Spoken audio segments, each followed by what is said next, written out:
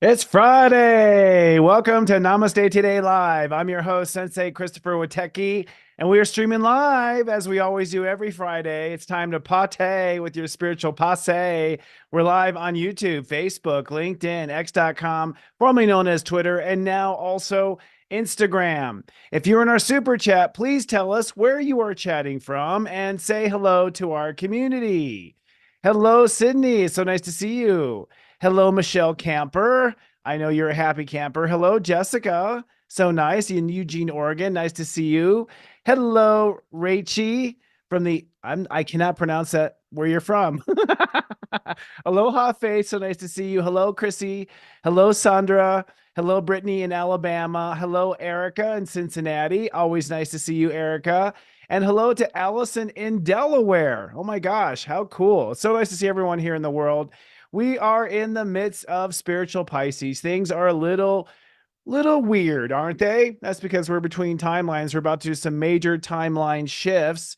We have a great show for you today. We're going to talk about all the stuff going on. For one, a powerful new moon on Sunday that's going to birth and reform your spiritual destiny. Venus enters Pisces coming up here soon, which is going to be nice. That's going to soften the landscape and make energy really nice. And Jupiter hits step 13, which means there may be some volatility in your pocketbook or in the markets. And later tonight, a very special treat on ASTRO MINGLE, multi-award winning and best-selling author, animal communicator, and renowned psychic medium, Mama Bear, Bernadette Carter King is here to talk about animal totems and more. And we have a very special treat from her. Mama Bear is giving away 3 tarot decks and 3 copies of her book. And we're going to do this live on the air later at the end of the show. All you have to do is in the comments of our YouTube video. So in our YouTube video in the comments, write down what your favorite animal is and why. And our moderator is going to go down and randomly pick 6 winners. That's 3 of her decks and 3 of her books. We'll announce it at the end of the show. We'll get your address. We'll send it out to you. A gift from Mama Bear. You can already tell that she really is a Mama Bear, right? It's going to be a great conversation. I love to talk about animal totems. It's the first time we've had this opportunity. It's super exciting. But I think it's now time to take a look at the week's moods and your zodiac weather. This zodiac weather is from Saturday, March 9th to Friday, March 15th, 2024. Looking ahead first at the weekend forecast, it's a new moon weekend where you are solidifying your plans for new destiny and then emotionally praying for it to happen. Let's drill down. On Saturday, it's sunny and stirring. Step 19 means that Earth is the natural ruler of the day. You are manifesting the spiritual life path that your heart wants. There's a lot going on. Mars is squaring Uranus, so you are rectifying what you are worth. Sun is sextiling Uranus, so you know what you are worth. And Mercury enters into Aries, which will create some hostile thoughts. But with the moon in Pisces, we're building up to a new moon tomorrow. On Sunday, it's sunny and spirited. It's also the new moon in Pisces. Step 20 rules the day, which means the moon on the new moon is the ruling planet. You're holding space for your new destiny and forging a new purpose. And with Mercury sextiling Pluto, you're also making sure that self-love is your first priority. Now moving ahead to the 5-day weekday forecast. Looking ahead at the week, once you have your new destiny intentions in place, it's time to flush it out. On Monday, it's sunny and inspired. Step 21 means that Jupiter will be ruling the day. You are expanding the new destiny timeline and discovering what your first steps will be. Venus enters into Pisces, making energy quite juicy, and the moon now in Aries makes everyone strong and able. On Tuesday, it's sunny and fired up. Step 22 means that Uranus rules the day. It's now time to innovate and take this new destiny timeline to a higher level. You are feeling a new commitment to act. And as the day progresses, the moon moves into Taurus, softening the energy. On Wednesday, hump day, it's sunny and grounding. Step 23 means that Mercury now rules the day. Your mind is wrapping around the idea of realizing a new vision for this new destiny, and you're questioning what you should invest. With the moon in Taurus, you are feeling what you can afford. On Thursday, it's overcast, cloudy, and processing. Step 24 means that Venus rules the day, so this is a creative, resting, and receiving day. You're opening up to accept this new destiny and accepting an invitation to walk through that door. The moon will move into Gemini, and so thoughts will speed up and be triggered by emotion. And then on Friday, it's sunny and calculating. Step 25 means that Neptune rules the day. This is the final Grandmaster day of the Pisces season. You're going to come to realize a new spiritual light. You'll come full circle to understand what this destiny means. You'll be moving ahead with plans, and because this is the highest spiritual degree of the year, you may sense God.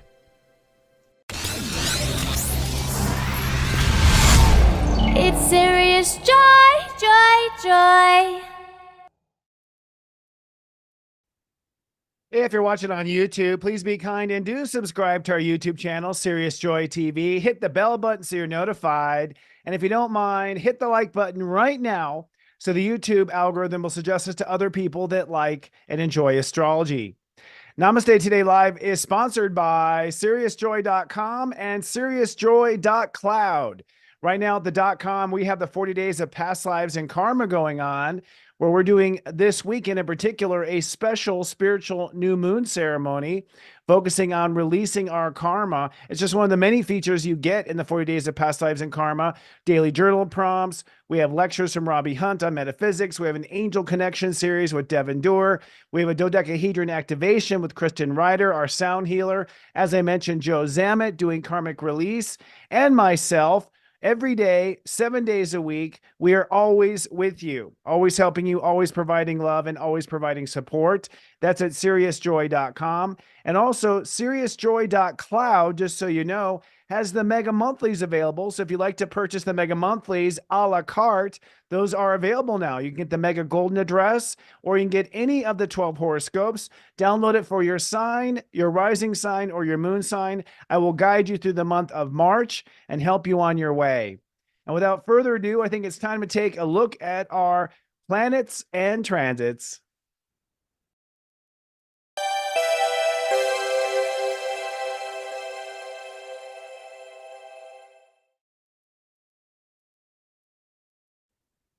We are in the month of March and the season of Pisces, and it's quite a quiet month, I have to be honest with you, in comparison to what's going to happen this year. I've been looking ahead at the planets and transits for the entire year, all the way up to 2026, and I have to say that shift is going to hit the fan later this year, probably in September. What I mean by that is just a lot of competing interests and power struggles on the Earth, Pluto returning back to Capricorn. And in this one quiet month of March, it is time to get your shift together. In fact, I have a saying now, if you don't like it, it's time to love it. And what I mean by that is that we're at a point where we have had an opportunity to clear our karma. I've spoken to this many weeks in a row. For those who are new to Serious Joy, welcome. It's a pleasure to be of soul service and to Namaste Today. We've been working on for some time now the transition from what I call the story we were born to the story we were born to live. This is represented by Saturn and Neptune in Pisces. Saturn for the first time since 1994, Neptune for the first time since 1860, when it was at this particular degree. What that means is it's a major spiritual shift. It is time to leave behind the karma that you were born to, the issues you have tolerated with yourself, or the ones that you have struggled with yourself, and to step into the potential of who you've come to be. And in that moment, we are making the shift between the old karma story and the new karma story literally this week. And so my message, if you don't like it, it's time to love it, is really the intention I'm putting out there as far as how to determine the future you're aiming for. You know, in the past, I mean, even myself, I was always saying to myself, well, one day I'll get to it. It'll happen. One of these days I'll be able to do this. One of these days I'll be able to go for that. One of these days, this will be the opportunity. And what I'm here to tell you is it's one of those days. It is the time now. And I personally believe, looking at what's happening on the earth, that the earth is actually counting on you to help elevate the earth to the next frequency. And the motto to that is, if you don't like it, it's time to love it. What that means is that if you are not enjoying the path that you are on, if you're not enjoying the direction of your career, where your relationships are, how you're getting along with teammates, how you're getting along with family members. It's no longer, I think, permissible to tolerate something that we just like or sort of like. I think to help the earth and to help yourself and to help your own personal growth as well on a spiritual level, not just on an enjoyment level, it's time to go specifically for what you love.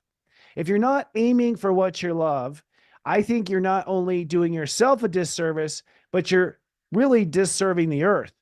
Because when we tolerate mediocre, when we allow things to be just the way they are, when we say to ourselves, oh, that's the way it is, what are you going to do? That's the way life is.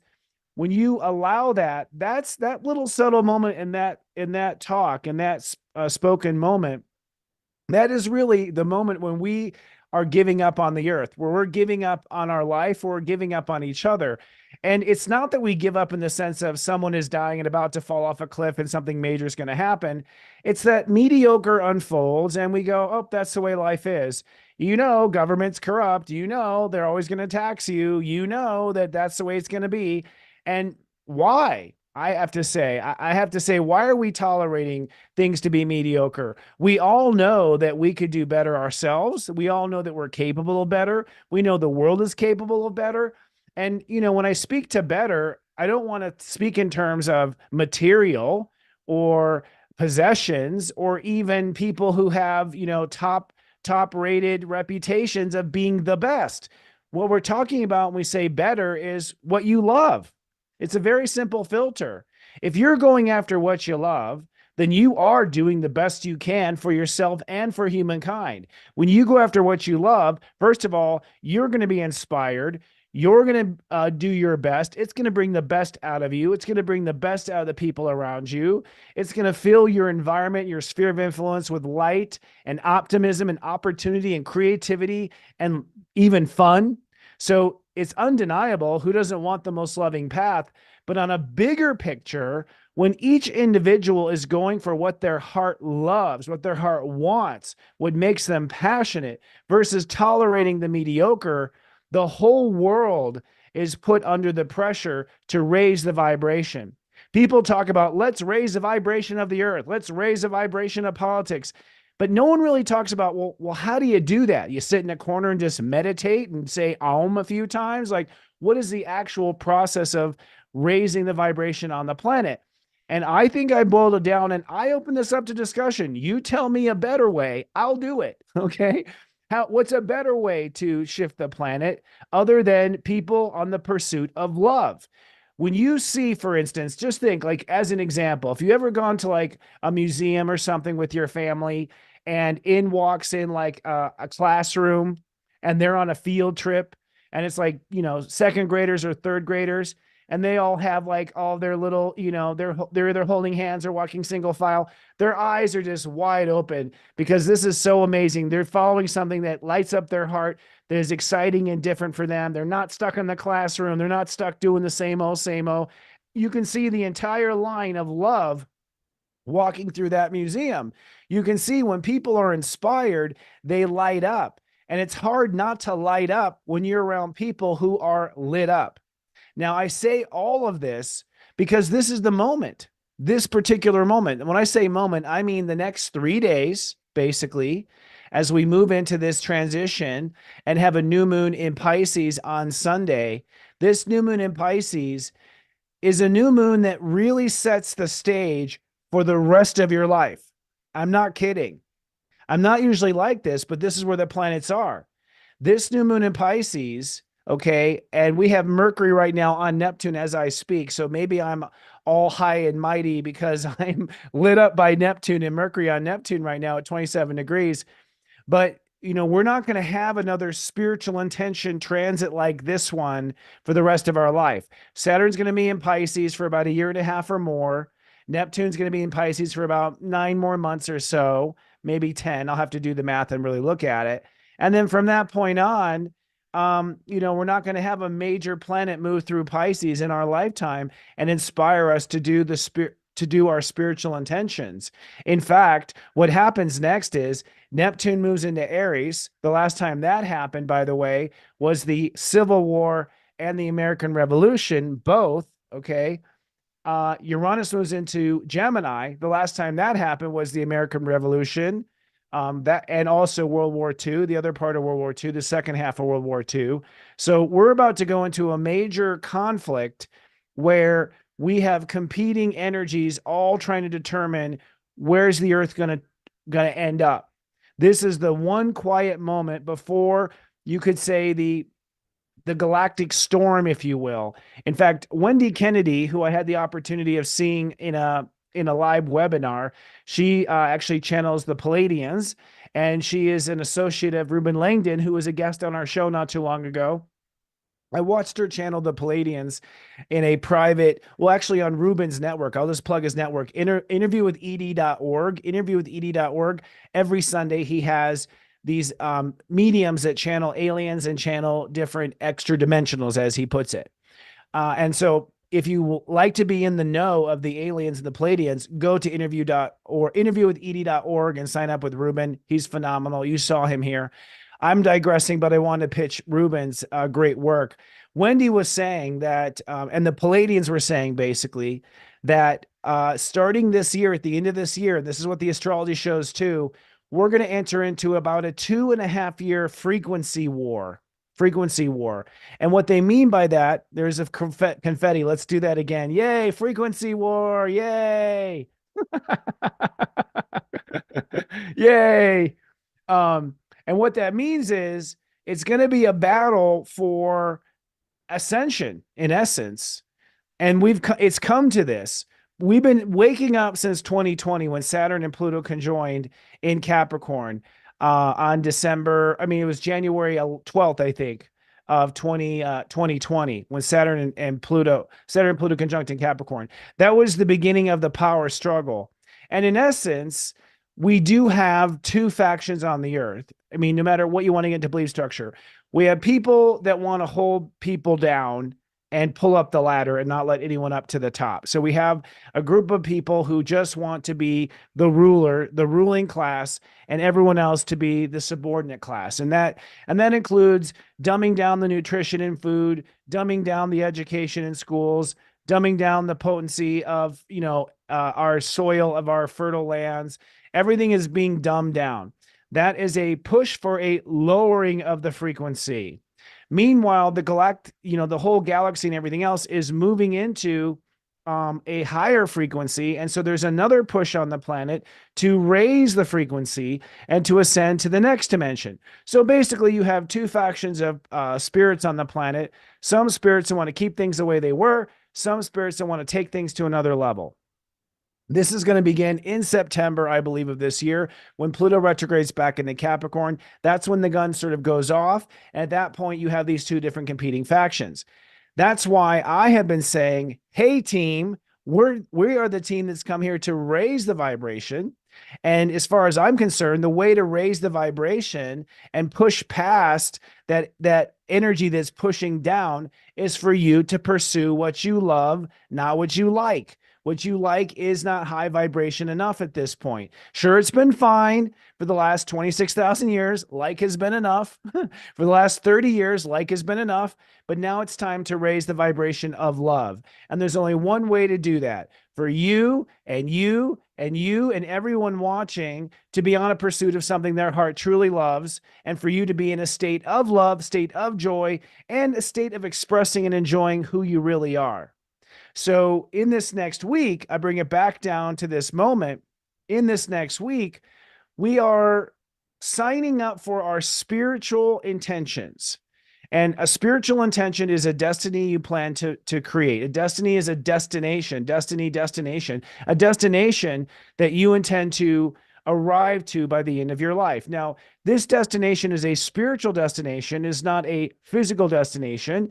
You may be envisioning the physical. Maybe you're saying, I'm going to end up being president or a congressperson or the owner of my own business or the owner of a wellness center, or I'm going to help people. Sure, you may have the details, but try to let go of the details, because in co-creation, you have about half of the determination of how it turns out. You'll get everything that you ever wanted and more, but usually about 50% was stuff you couldn't have imagined. That's what I've experienced with manifestation. About half of it is like, oh, I couldn't have imagined that. I didn't imagine it could be this way.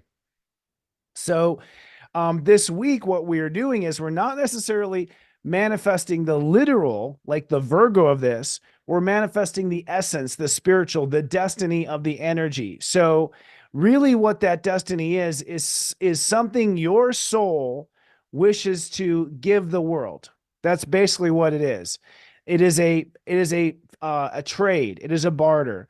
You give the world something in exchange, the world gives you something back. And what you're giving the world is a spiritual gift. So I want to give the world the realization that they have the power to manifest their reality. That's something I want to give the world. I want to give the world the realization that they are magical in their aspects of God. I want to give the world a sense of confidence that they can do what they want to do. Now, how do I do that? We'll see.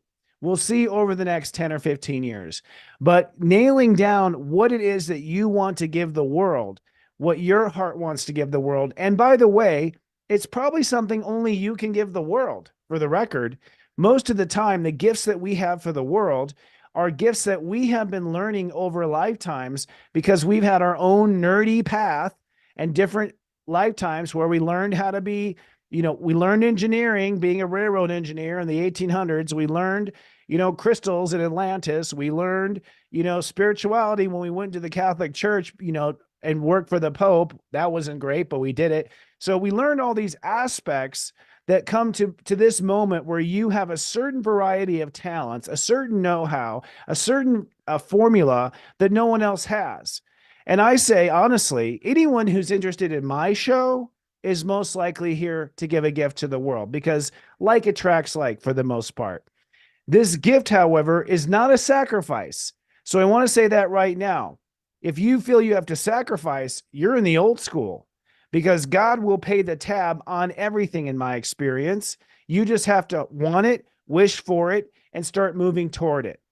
So in the course of this week, we are going to be setting the footsteps for the next spiritual timeline. And that spiritual timeline, from what I can tell, is really the only timeline we will be living for the next 30 years until Saturn comes back into Pisces. So 30 years from now. And for me, that'll be probably when I'll be retiring. Like most likely. Yep, that's probably when I'll retire. I'll retire a little older. It's so funny. I know what it was. Yeah, John Quincy Adams. I had a thought this week where I saw the biography of John Quincy Adams, and he literally died giving a speech in Congress. And I was like, I wonder if I was John Quincy Adams, because I could totally see myself dying at work. That's probably something I would do. I was just gonna say, maybe not on the air, God help us, but I'm a person that retires late. But in essence, the commitment you are making this week is really, with Saturn in the degrees that it's at, is a very personal commitment. It's that you selfishly want to give this gift. You selfishly want to show the world what you're capable of. You want to follow a path of love and enjoyment. And in that capacity, you will receive back all the benefits of what you give. So it is what you give is what you get. So you don't have to worry about what you'll get out of it. Just be focused on what your heart wants to give, and you will get exactly what you deserve. So in this upcoming week, we are going to feel through the trajectory of what we are going to do. And the theme of the week really speaks to what is under the seams, which is we are exploring unrealized opportunity this week. Exploring unrealized opportunity. That we have opportunity that we probably didn't realize we had until we give ourselves permission to do it. So that's what the new moon is on Sunday. The new moon is like, I want to give the gift of this. My heart wants to. And by the way, we have a phenomenal artisan named Joe Zammit on our service at SeriousJoy.com who will help you craft a proper ritual for this new moon in Pisces. It's going to be a very powerful one because I think it's planting magic beans. But once you make this promise and this commitment to what you want to feel and experience, I believe opportunity, unrealized opportunity, is going to rise. So I believe through the week, once you say, yes, I will walk this path, you don't realize that when you turn the corner around that hedge or around that big oak tree or whatever, there's a view and there are things there that you didn't realize was possible. And that's one of the first gifts that's going to come. I believe you're going to see there are things that you could do you never knew you could do, and you didn't know it because you weren't committed to going in that direction. Now, for those of you who may be a little reluctant, if your heart feels it's the right path, then it is. The only question is it the right time? And in this particular case, I would start walking in that direction, assuming it is the right time, and wait for God or the universe to say no before you stop. Because I have a sensation that for 99% of the people, it is the right time. We're in a very weird paradox moment where particularly now through September, you can make great strides and lay down the foundation for something that will grow for the next 30 years. It's just the fertility of the moment. And I'll talk about why I feel that way. So there's unrealized opportunity this week. The subplot of the week is acting on karmic discernment. Acting on karmic discernment. Now, where that comes from is that as you move forward, we are going to be splitting hairs this week. In other words, as you move forward, you're going to have to feel through your way as to what the right path for you is and the right path isn't for you. And you're going to have karmic discernment because you're only going to feel whether or not it's the old karmic situation coming back or not. Because we have manifested past our trauma now, and we've manifested past our major mistakes and the things that we trip up over, we are now at a point where our brain is still programmed for the old path. We're still programmed with the old wounds. We're still programmed with the old attitudes, fears. We're programmed with the old language. So the mind really can't be trusted at this point. The mind has to sort of take notes, get to the side and take notes and observe and analyze what we see. But the mind is in no position to lead the way at this point. And I'm not sure the mind will be in a position to lead the way for 5 years, to be honest. I mean, because that's step 5 is, I think. We literally, on the day of this new moon on Sunday, Mercury is at 0 degrees Aries on the day of the new moon. That means that this new moon zeroes out what you know. That means you officially know nothing because you are now taking upon this new spiritual path that you have never done before in a past life. So the karmic discernment is that you're going to basically have to blindfold yourself through the whole week and just feel what feels right and what doesn't feel right. I think you will feel that something's off. I think you will feel something works. And I think you have to take each step of each day. This is, by the way, step 20, step 21, 22, 23, 24, and 25 between now and I see you. Each 20 is I feel this, I feel that. Each day, as you start to march forward, you're going to have opportunity come into your life, probably that you hadn't seen or considered before. So I do think it'll be a very compelling and interesting week, by the way, because there'll be things you had not considered. And when those opportunities come, you'll have to feel through it. See, does this resonate? Does this feel, do I feel a path of least resistance here? Do I feel no escalation, no resistance, no inflammation, no anger, none of my past coming up? Now, fear, however, is something to be expected because you might be moving on a path where you have tried it before and failed. And so therefore, fear may come up because you have a deep memory inside your subconscious that we tried that in, 1723 and it failed miserably. The Brits killed us. We died. It was horrible. We also tried it in 602 and we died by the Mongols. It was bad. Like, so your soul may have this recurring memory of the times you've attempted to give this gift before in the past. I do think this lifetime is different, and I'll talk about that later. The other reason why fear may come up is due to the unknown, because that's really the two areas of fear. Fear comes from trauma or the unknown. And so because we are about to walk on the unknowns, for some people, this may not be a repeat. This might be the first time you've ever done it. And so fear may come up that way as well. So when I say acting on karmic discernment, You really have to feel your way through the fear. And if fears come up, you have to ask yourself, is this fear warning me that I have a real problem? Or is this fear due to the past from what's happened? Or is this fear due to the unknown?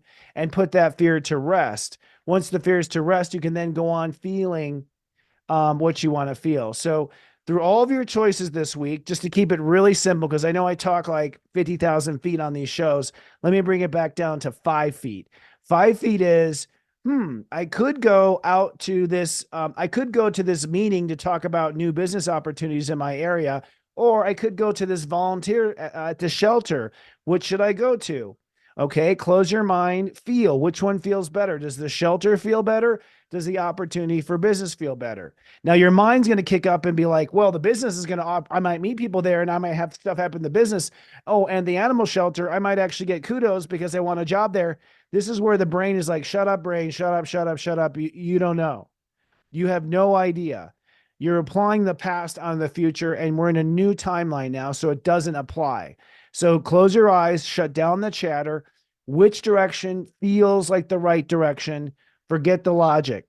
And if you really want to excel for the rest of this Pisces transit, you'll follow this advice, which is to just feel through these little moments and feel through these little choices, the most mundane. And I would actually practice this on the most mundane, okay? The most mundane of things. Do I feel like I should have chicken or do I feel like I should have beef? Okay? Let everything be felt through for the result. Now, the key question of the week is, what does my future look like? What does my future look like? What do I want my future to look like? And this is the only visualization I am saying. And I'm not talking about, success in the sense of winning the award, taking a bow, thank you, shaking hands, kissing babies. I'm talking about, do you see yourself, in a house on the beach? Do you see yourself working with others? Do you see yourself?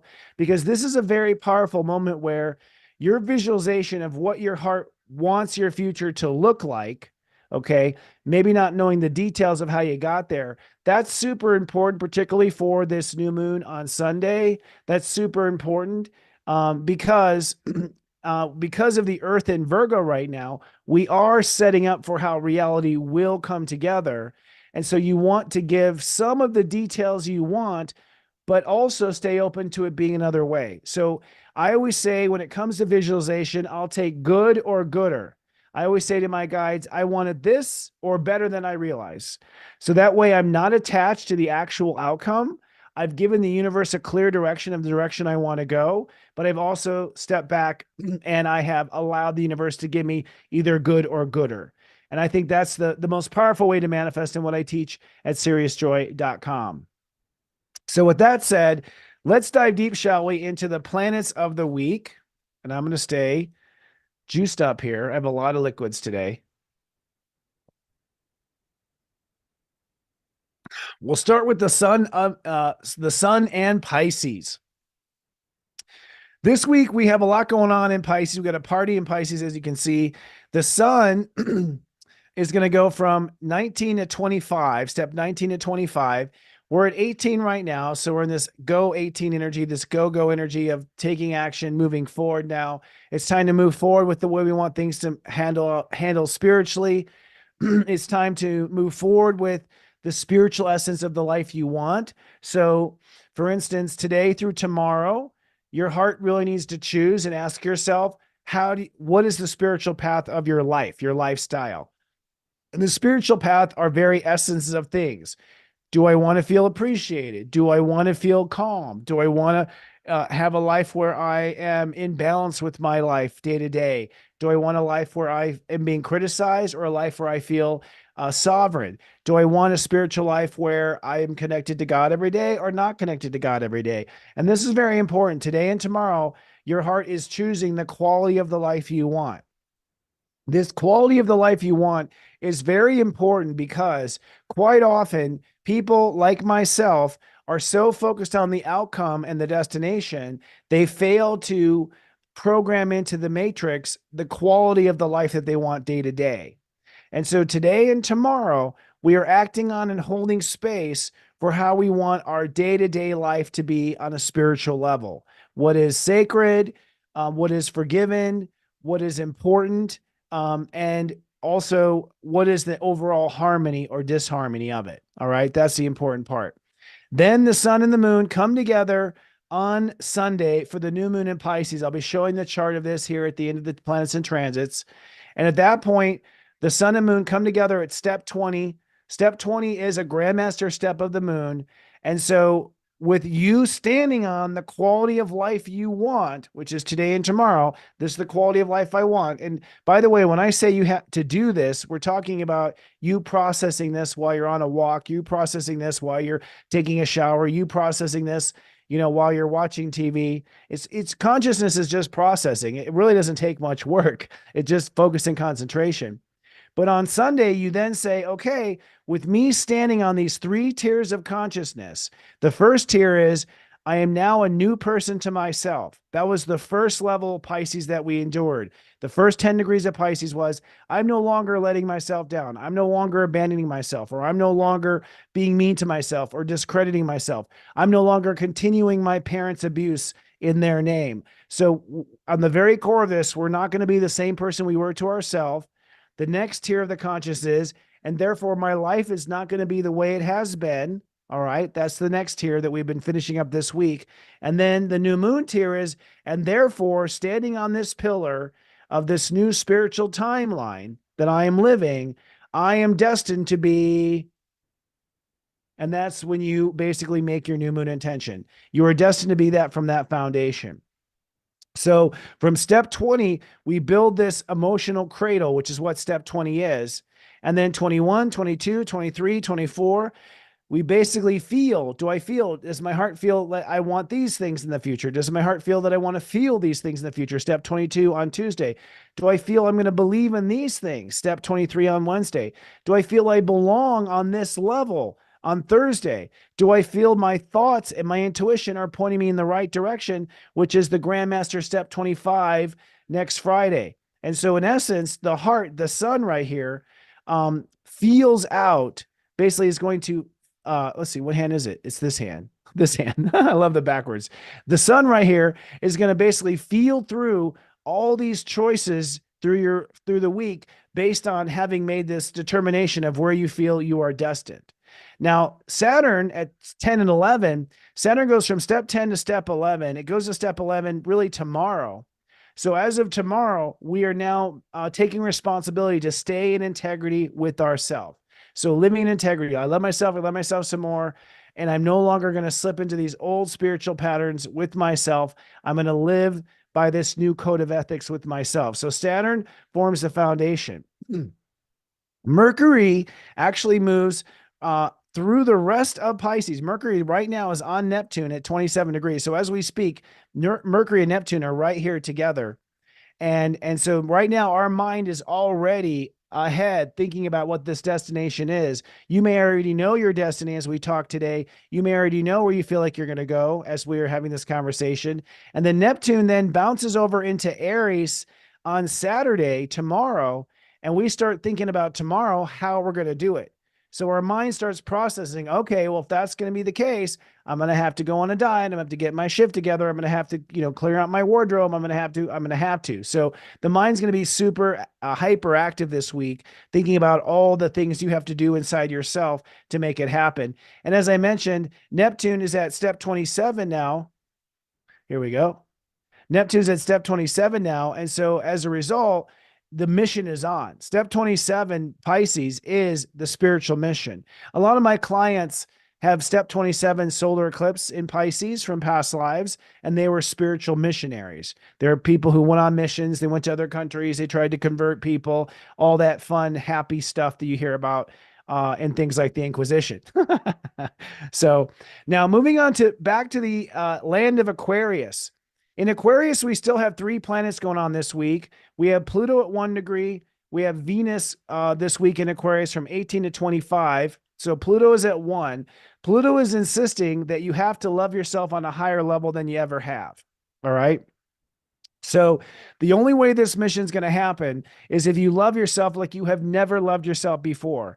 And as I've been saying in my lectures on Serious Joy, light workers in particular tend to be very, very bad at self-love. It's like they'll take themselves, they'll do one nice thing for themselves, and they'll stop right there. And then they'll give, give, give, give, give, give, give. And then they'll do one nice thing for themselves and they'll stop right there. And then they'll give, give, give, give, give. And so the net energy of a light worker is usually negative. It's usually bankrupt, okay? Because they're putting out more love than they're taking in love. Now, people who aren't light workers, who are selfish, they take in a lot more love than they put out, but they take it in from other people. They don't take it in from source, is the difference. So selfish and greedy people gobble up a lot of love, but they gobble it up from people like us who are always giving it away. Part of the new spiritual economy in the future is that you mine your own love. Okay. Mine as an MINE, mine. You bring your own love into existence from source. You carry it out. And the way you do that is you love yourself. So Pluto is saying, if you don't love yourself, your model number is getting discontinued. Okay. And what that means is you're going to find that other people who do love themselves, especially the light workers, all right, are going to stop giving away love and start giving it to themselves as a means of not being selfish, but as a means of their ability to rise to the higher vibration. So there's going to be less free love on the planet. All right. It's going to now be, it's literally the opposite of the baby boom, less free love. The love, when I say free love, I mean from other human beings. I think that as far as love from the universe is going to be, there's going to be more love from the universe. And I do think people will be giving love. I'm not going to say we're entering into a cold dystopia, but what I do mean is that people who have been giving it away as a means of propping themselves up and building false self-esteem by giving away love, that soul economy is being discontinued as of Pluto at 1 degree. You're not going to see people giving it all away in hopes that they'll be loved. But as I was saying, light workers tend to get a little uncomfortable when they have more love than they can deal with. They tend to give it away. You're literally not used to being loved and adored. So it's time to build boundaries that can now be love batteries, where you can start to store self-love, give yourself credit, give yourself props, do loving things for yourself.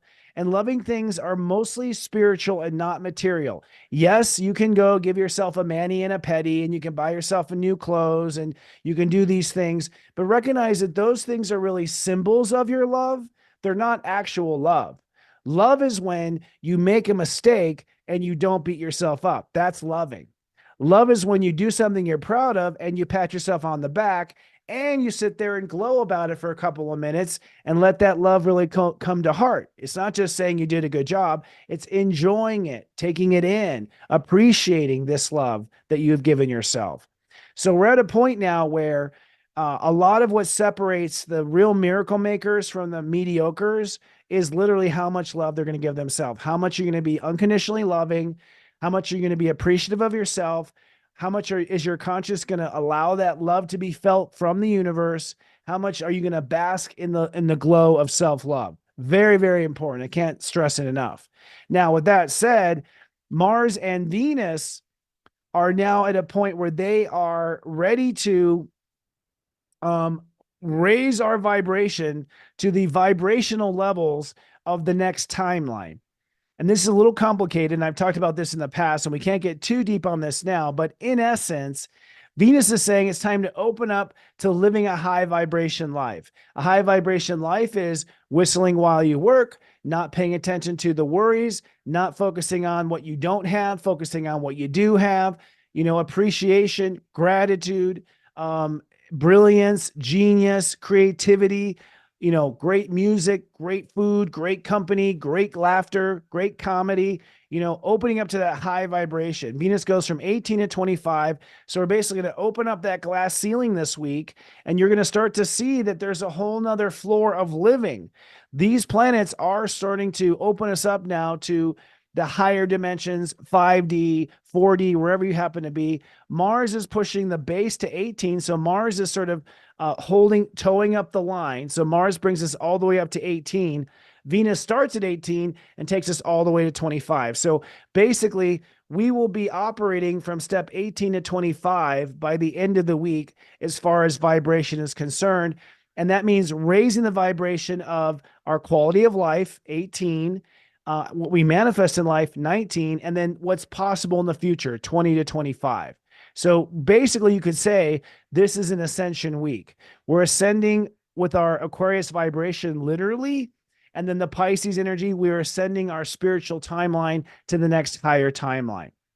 So looking at the moon, of course, is where we do a lot of our work, especially in the step 20s.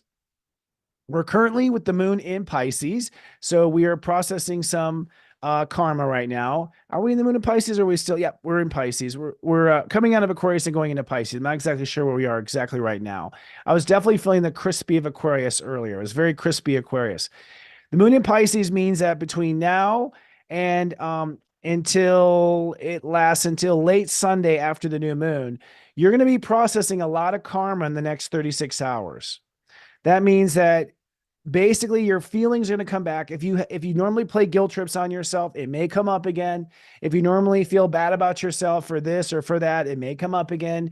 If someone usually guilts you or guilt trips you, that may come up again. So the universe is going to, in between now and the new moon, basically the devil's going to be like, are you sure? You sure you don't want to go one more round with this old issue you have? So you're going to be sort of emotionally tempted to slip into the old moodiness of your karma, whatever your karmic moodiness is, between tonight and Sunday. Okay. And that new moon is saying, no, I am standing on this pillar of light where I have a new deal with myself, a new deal with my life. I'm going to stand on this and I'm going to give myself the benefit of doubt, choose faith over fear, and just posture yourself in that feeling. So don't allow those old feelings to tempt you back or call back. Then the moon moves into Aries Sunday, Monday, and Tuesday, and that's going to be some real shit storms. I'm just going to say it. I think actually what ends up happening is we're going to start breaking away from our old timeline.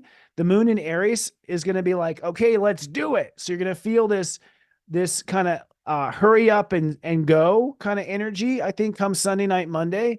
And so there's going to be an aggressive feeling, and that aggressive feeling is to tear away from the old timeline. By the way, people who are in codependent situations, people who want to keep things the way they are, they might pull on you to try to keep you or hold you back in the old. And that's part of the temptation back. So there might be a lot of friction. I think Monday, particularly Tuesday. All right. Tuesday could have a lot of friction when the sun goes to step 22 and Saturn opposes Juno, which I'll show you the chart for. That will be a moment where we might be feeling a lot of friction of just the heaviness. Like when you're going to break out of the atmosphere of the old timeline, you feel the heaviness of it trying to pull you back in. So I would say the hardest day is Tuesday. On Wednesday, you see the light. The moon goes into Taurus on Wednesday. We're late Tuesday. It goes into Taurus. So Tuesday night, you're feeling good. We're manifesting the new timeline on Wednesday and Thursday with our emotions. And then the moon goes into Gemini Thursday night and Friday. And so come Gemini, we're like, oh my God, I can't believe I'm here. I can't. So we're going to be chatty Cathys. We're going to be sharing information on Thursday and Friday. We're going to be processing like, do you believe it? Is this really real? So I think our mind starts to doubt comes Thursday and Friday that we could actually have this new timeline. So the whole week is exploring this unrecognized opportunity and emotionally pulling away. Okay, gotcha. Someone just said I used last week's degrees. Interesting. That's possible. Good to know. We might have the degrees wrong on Venus and Mars. I'll check that out on the break. It's possible I typoed that. Going on to Virgo, we are facing fears. Black Moon this week in Virgo goes from step 17 to step 18. And so energetically, you're going to face fears around committing and then fears around taking action. So if you have any fears around commitment, they're going to definitely come up this week. And if you have any fears around pulling the lever and actually making the jump, making the leap. So if you have fears of changing your life, that starts to come up around Tuesday. All right.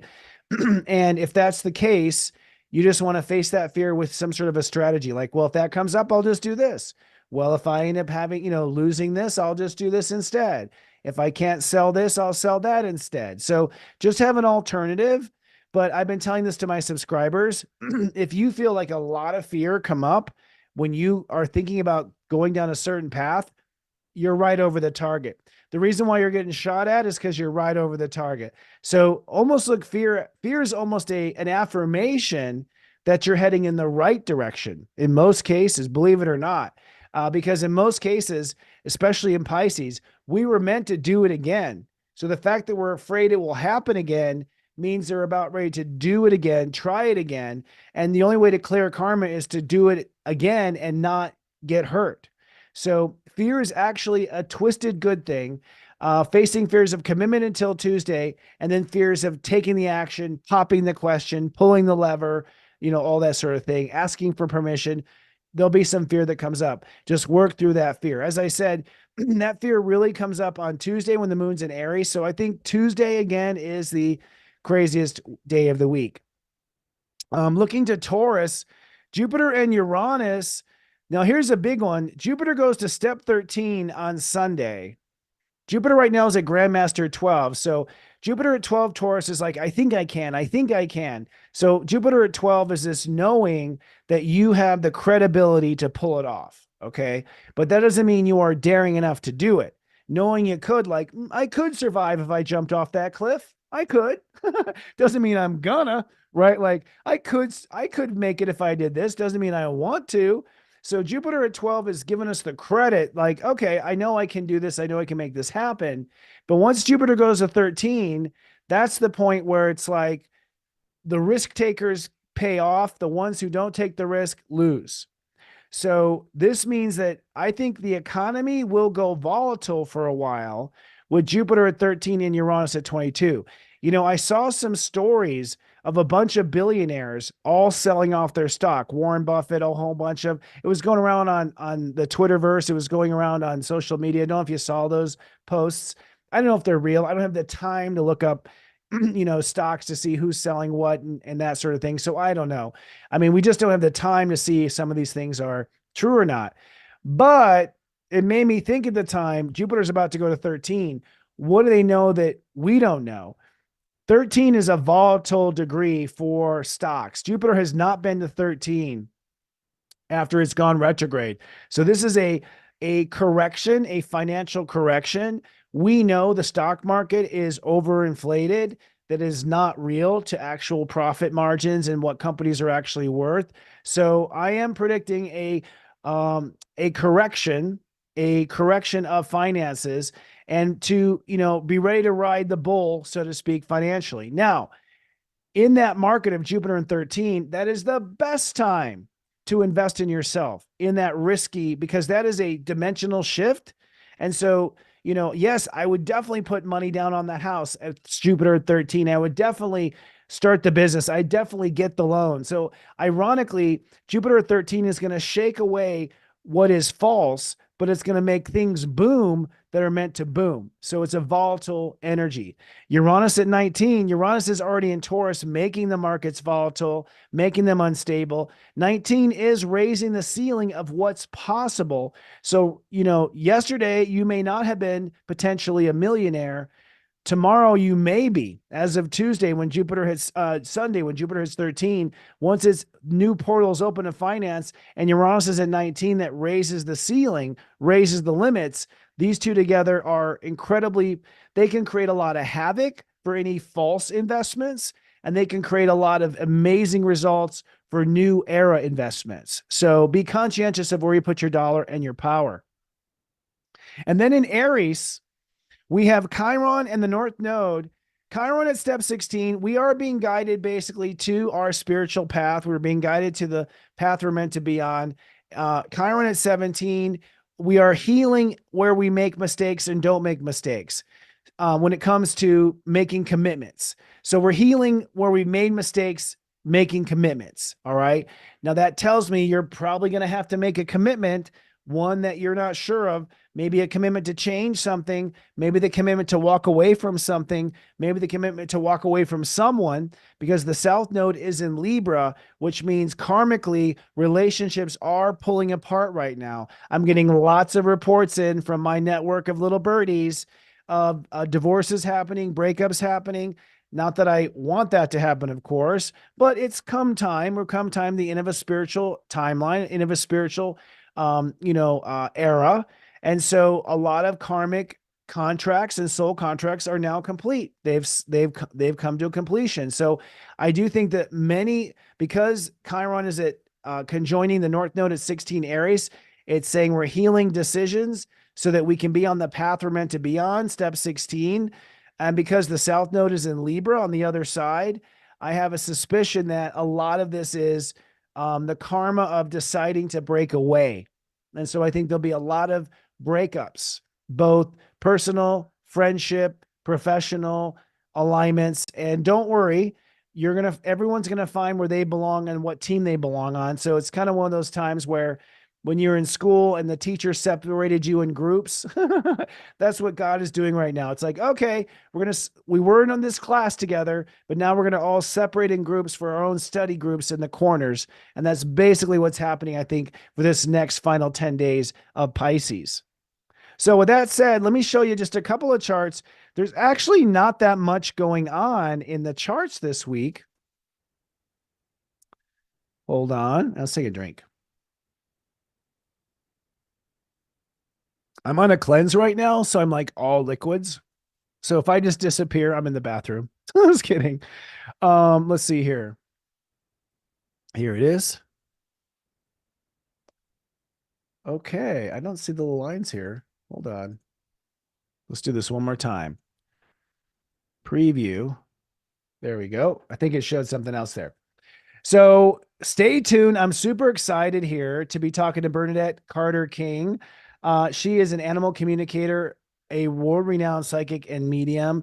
She seems to know everything there is to know about animals and animal totems. We're going to talk about animals. I love this little artwork where I'm holding an owl.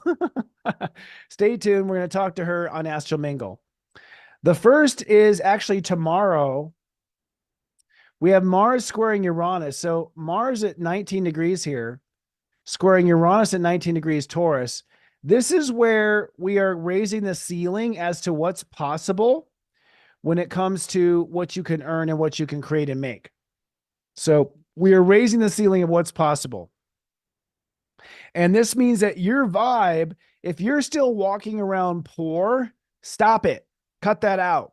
Mars is saying as of tomorrow, you've got to play the act. You've got to act like you are abundant. And, you know, I talk spirituality here 80% of the time. All right. But there is a reason why we're in the material and we have material things. Okay. Because in heaven, we can only imagine it. Here, we can actually have it and experience it. So I don't believe in money for money's sake, but I do think it's time for the light workers to start making some money. I think it's time for us to be abundant. I think it's time to show the world, hey, you can make a whole lot of money doing good things for the world and not taking advantage. I think we need role models of positive wealth and what positive wealth can bring. And I do think that money is going to end up, being phased out of the earth experience probably in the next 35 to 50 years of what the experts say. We won't actually use money. We'll talk about that another time. But right now, it is time to end this money story by showing the positive ways of the use of money. And so it's time for light workers to start walking around like they are abundant and that they have the resources. And if we do have unlimited resources from God and the universe, can we start acting like it? And start doing things based on it. That's ultimately what I'm up here to preach. So Mars tomorrow is saying, start acting like it. That means in some cases, you go ahead and spend the money. You don't live in fear that it's going to go away. Mercury moves into Aries at 11:02 p.m. Saturday night. So basically tomorrow will be a shift show. As Mercury hits step 29, you will have a lot of worry, you're doing things wrong, be panicking about certain things. This is the purge before the new moon. And the last moment, Mercury saying, are you sure you don't want to worry about this and panic for a while? And you will say, no, I don't want to worry anymore. Okay. Then we have the sun happens actually before Mercury. I hit Mercury first. The sun also sextiles Uranus. So basically tomorrow, Mars is like, you want to be wealthy and have what you want. And when I say wealthy, by the way, I don't mean stinking. I mean, it's whatever you want. I don't want to bring in any of the negative karma of people who've been wealthy and done bad things. And again, it's not about wealth. It's about what you do with it. But it is time for the good guys to have the money now, don't you think? Okay. So Mars goes, okay, get your shift in gear. And then the sun also sextiles Uranus and also gets on that same page. So it is now time to really recognize on Saturday what you are worth and what your potential is. And by the way, worth can also be that you're manifesting a stadium, you're manifesting a theater, you're manifesting something that requires investment. Then we have the new moon on Sunday. It actually apexes at 5 a.m. East Coast time. So I'll be sleeping through it. That's for darn sure. But what's interesting is we have the sun and moon at step 20. 2 is emotion, 0 is protection. So basically, this is about creating an emotional cradle to hold space for this new spiritual timeline that you want to live. This is the new destiny. Neptune at 27 saying the mission is on. Saturn now at 11 saying I'm in integrity with myself. So it's like I'm in integrity with myself. This is what I'm holding space for it to happen. This is where it's going. Notice I said Mercury at step 0. So it's the birth of a new ego as a result. If I'm going to do this, I'm going to have to think completely, wipe my thoughts clean. What I think doesn't matter anymore because my brain has been programmed to the old. So it's a fresh thinking from the start. Over here, Mars and Venus saying, hey, we're going to have to manifest this new frequency of this new vibration. Mars at 20, which is semi-sextiling the new moon. So basically, this is us having to live the high vibe. So it's let's get on the new mission and let's live the new high vibration. That's happening. Here's Black Moon Lilith at 17, facing fears of commitment, like I said. And look at this. Jupiter moves to 1300. When does the market go volatile? The moment the planet committed to the new timeline. So as soon as you commit to the new timeline, boom, now the market is volatile. Now suddenly the economy is thrown off because everyone is now investing their spiritual energy into new things. And therefore, all the physical vibrations will also be manifested and invested in new things. Here's Chiron facing Chiron's quincunxing Black Moon Lilith at 17. Basically, we're facing some fear that we're afraid of having had happen. Then we have Venus move into Pisces. This is the best news of the week. Actually, I captured this chart a little too early. Should have done 5:51 p.m. But Venus goes into Pisces. Once Venus goes into Pisces, we're all going to feel this incredible this total calming of life. Venus in Pisces to me is so juicy, so relaxing, so calm, so inviting. So if you've been tense, I mean, I've already been having a hard time sleeping as it is. I mean, not a hard time. It's that I stay up late, like I can't get to bed right away, and then I don't want to get out of bed, like I'm sleeping all day. But Venus in Pisces is going to be super, super cozy. The last chart is Tuesday when Juno opposes Saturn. We have Juno at 11 degrees Virgo, Saturn at 11 Pisces. This is basically, Juno is saying it's time to marry or partner with a new version of integrity, a new version of reality. Saturn is saying we're now in a new timeline with ourselves. So remember I said Tuesday is the wildest day. This is a day where we really, I think, shift timelines. So I am predicting if Instagram and Facebook go down again, it'd probably be Tuesday. If you lose track of space time, it's probably going to be Tuesday in this timeline shift. This opposition of 11 is the timeline and this is the high timeline. So basically life will be blinking in and out of reality on Tuesday. And then Friday's chart, just to show you how the week ends up, it ends up on Grandmaster step 25. So by Friday, the time I come on the air next week, we will be in a new spiritual timeline. Mercury at 9 means that we will be taking action and we will be thinking the new way. And interesting, Venus at 4, that's us now opening up to the new spiritual timeline inside of us. So you could say this whole week is, in essence, us shifting spiritual timelines based on exploring that unrealized opportunity and bouncing off that new moon on Sunday. All right. That's a lot, but we said it all. I think it's time to talk about how this is going to affect you. Go steep yourself some tea. Let's have our weekly tea time.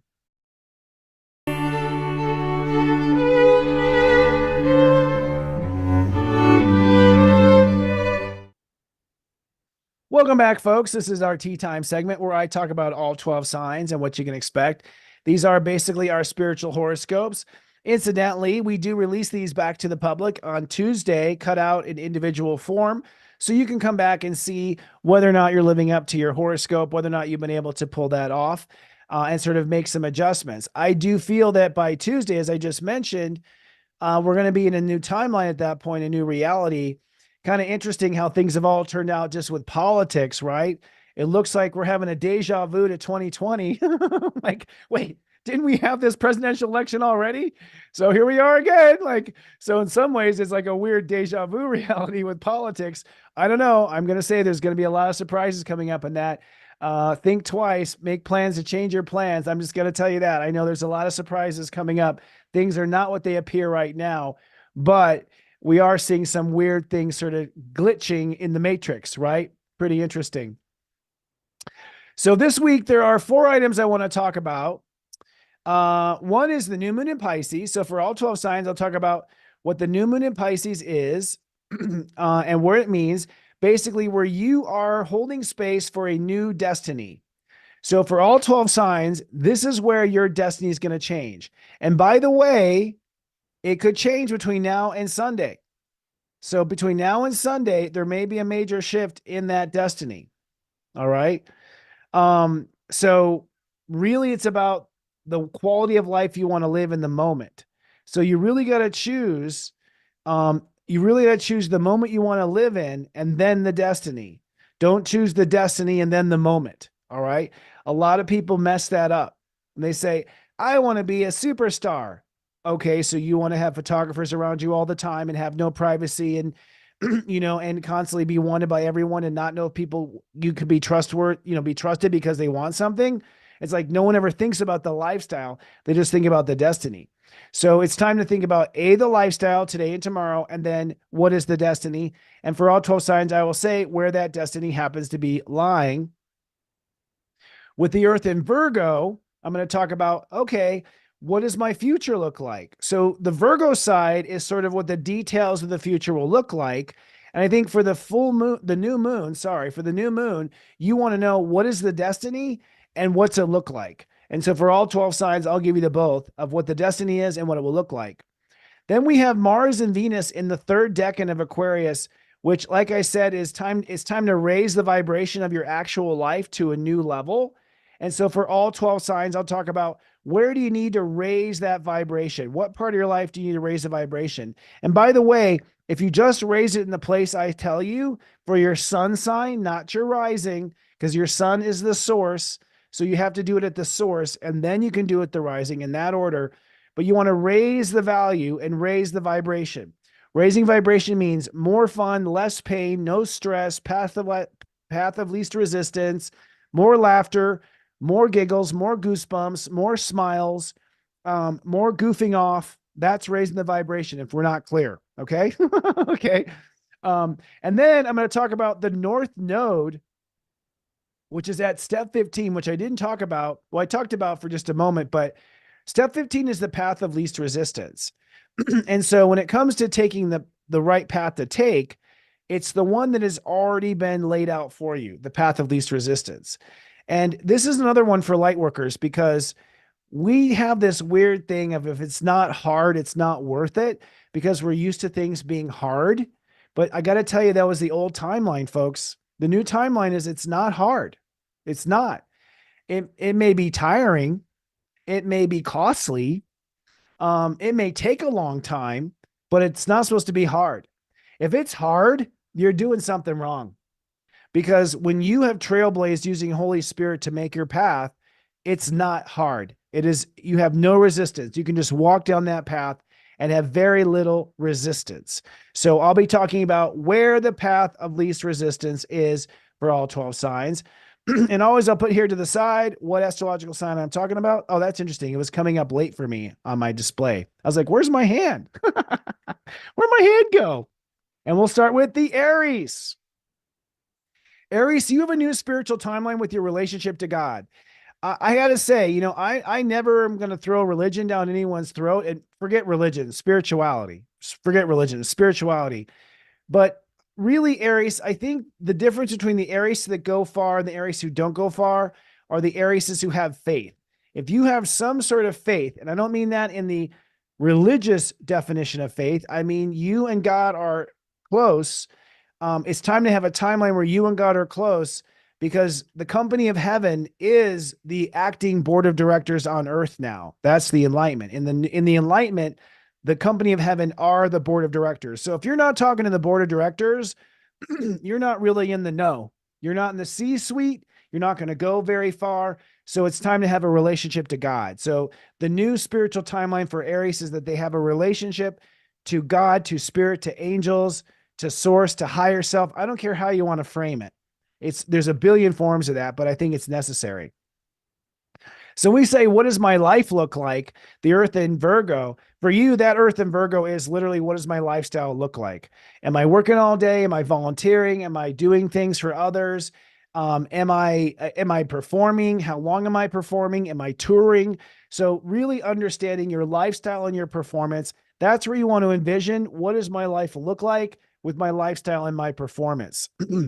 Now, Mars and Venus say it's time to innovate the vibe of the future. And so for you, your social reputation needs to be high vibration right now.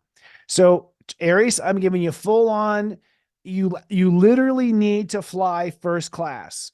You literally need to go to the pure restaurant, the organic restaurant.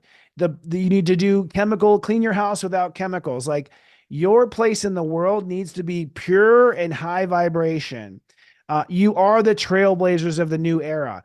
You have to go do it first. So I wouldn't tolerate anything that's not high vibration, as far as restaurants, places you hang out, places you frequent, the gym you go to. And high vibration is not expensive per se. It's the one that has love, care, consideration, mutual respect, etc. The path of least resistance for you, Aries, is your behavior. So choose to respond or act in the way that is the easiest. I'm not saying the laziest, I'm saying the easiest. If you can do it 3 ways and 1 way is easy, take the easy path. Take the one that has no resistance, that is just easy breezy. You can't believe you're getting paid for this. Oh my God, I can't believe I'm getting paid for this. Because trust me, we're gonna have plenty of things in opposition in the future. We don't need ourselves to be the struggle anymore, and that's the new era. Okay.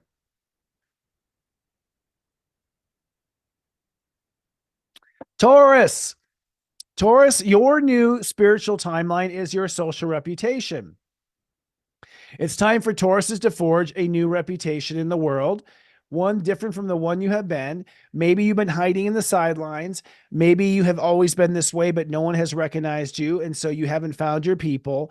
But your new spiritual timeline is in your reputation and who you'll be there, who you'll be in the world. That's your new spiritual timeline. It's tied to a title, it's tied to a label. And you can always change labels, but you need at least one label for people to find you in a crowd. Okay. So your social reputation is your new master builder timeline. When it comes to what does my future look like, for Tauruses, this is your golden egg. So you want to think about your future of all of your things your heart wants. Everything your heart wants for Christmas, everything your heart wants to experience, everything your heart wants to see in your children's face, everything you want to see in your partner's eyes. It's time to dream big. So when it comes to what your future look like, visualize all of your dreams coming true for this new moon on Sunday. When it comes to raising your vibration, it has to be with your career. Your career must now be high vibration, Taurus. Your career and your legacy. High vibration means that you are no longer tolerating things that are working against you. You're working with the vendors that understand you. You're working with the associates who are on the same page. You've worked out all of the tension, and you're now doing love and going for the high things in your career and the high values and the high morals in your career. Oops, I think we just had a little bit of a we had a little power flash here in Colorado. 1 second as we reboot. 1 second, folks. We're just going to pause for a second.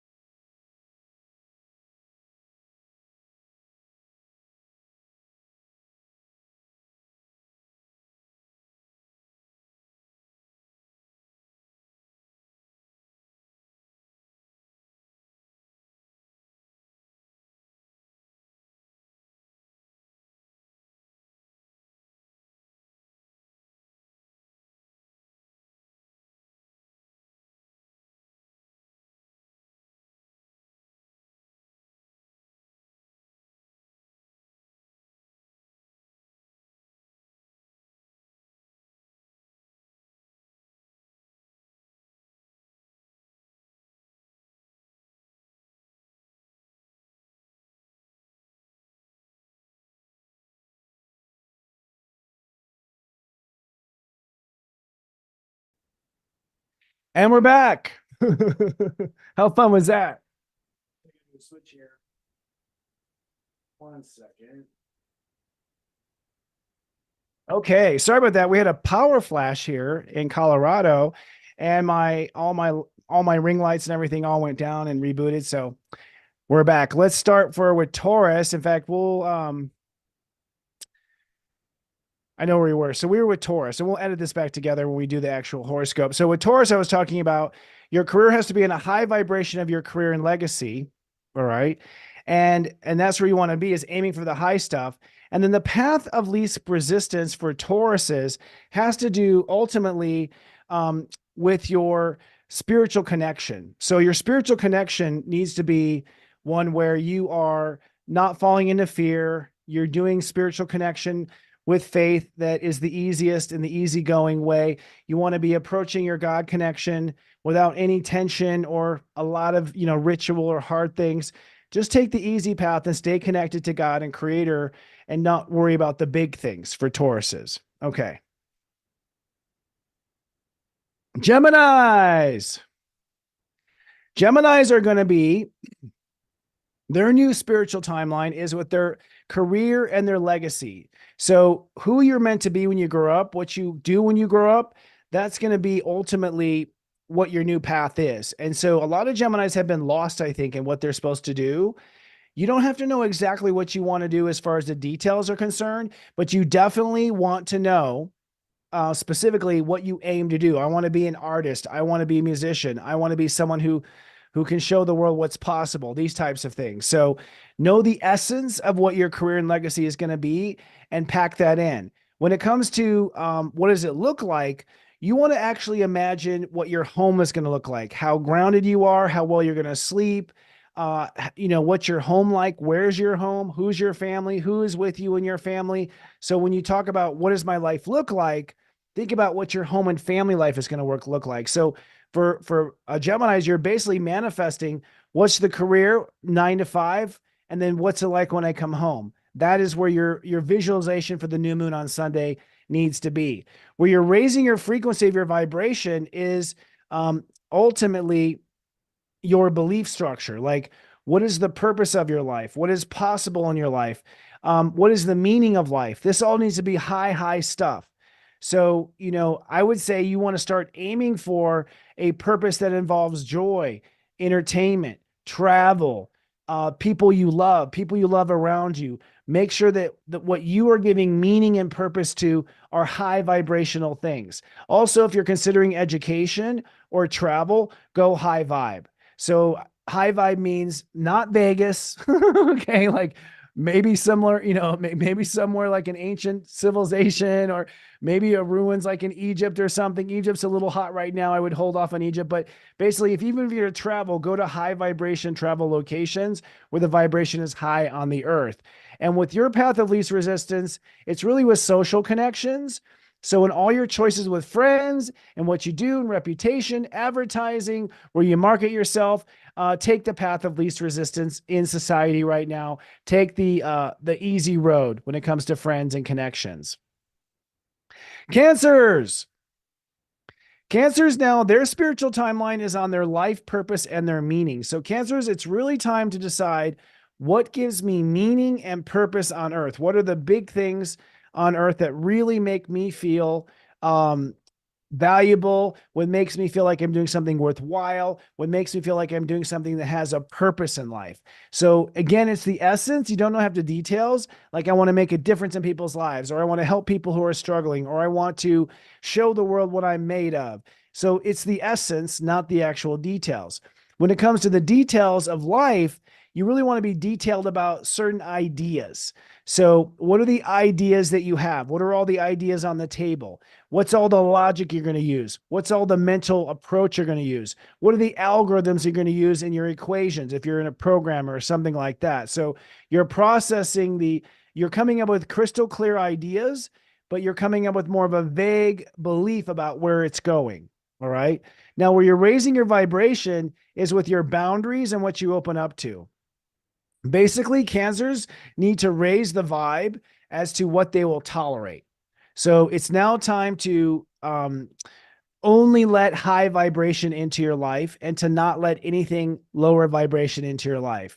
That's not to say you wouldn't stop to help somebody, with a flat tire, or you wouldn't help somebody who is struggling, but you'd have strong boundaries, and those types of lower vibration frequencies wouldn't be allowed into your deep personal space. So your personal space needs to be all high vibration at this point with Mars and Venus. And as far as the path of least resistance is concerned with cancers, it has to be really with your career.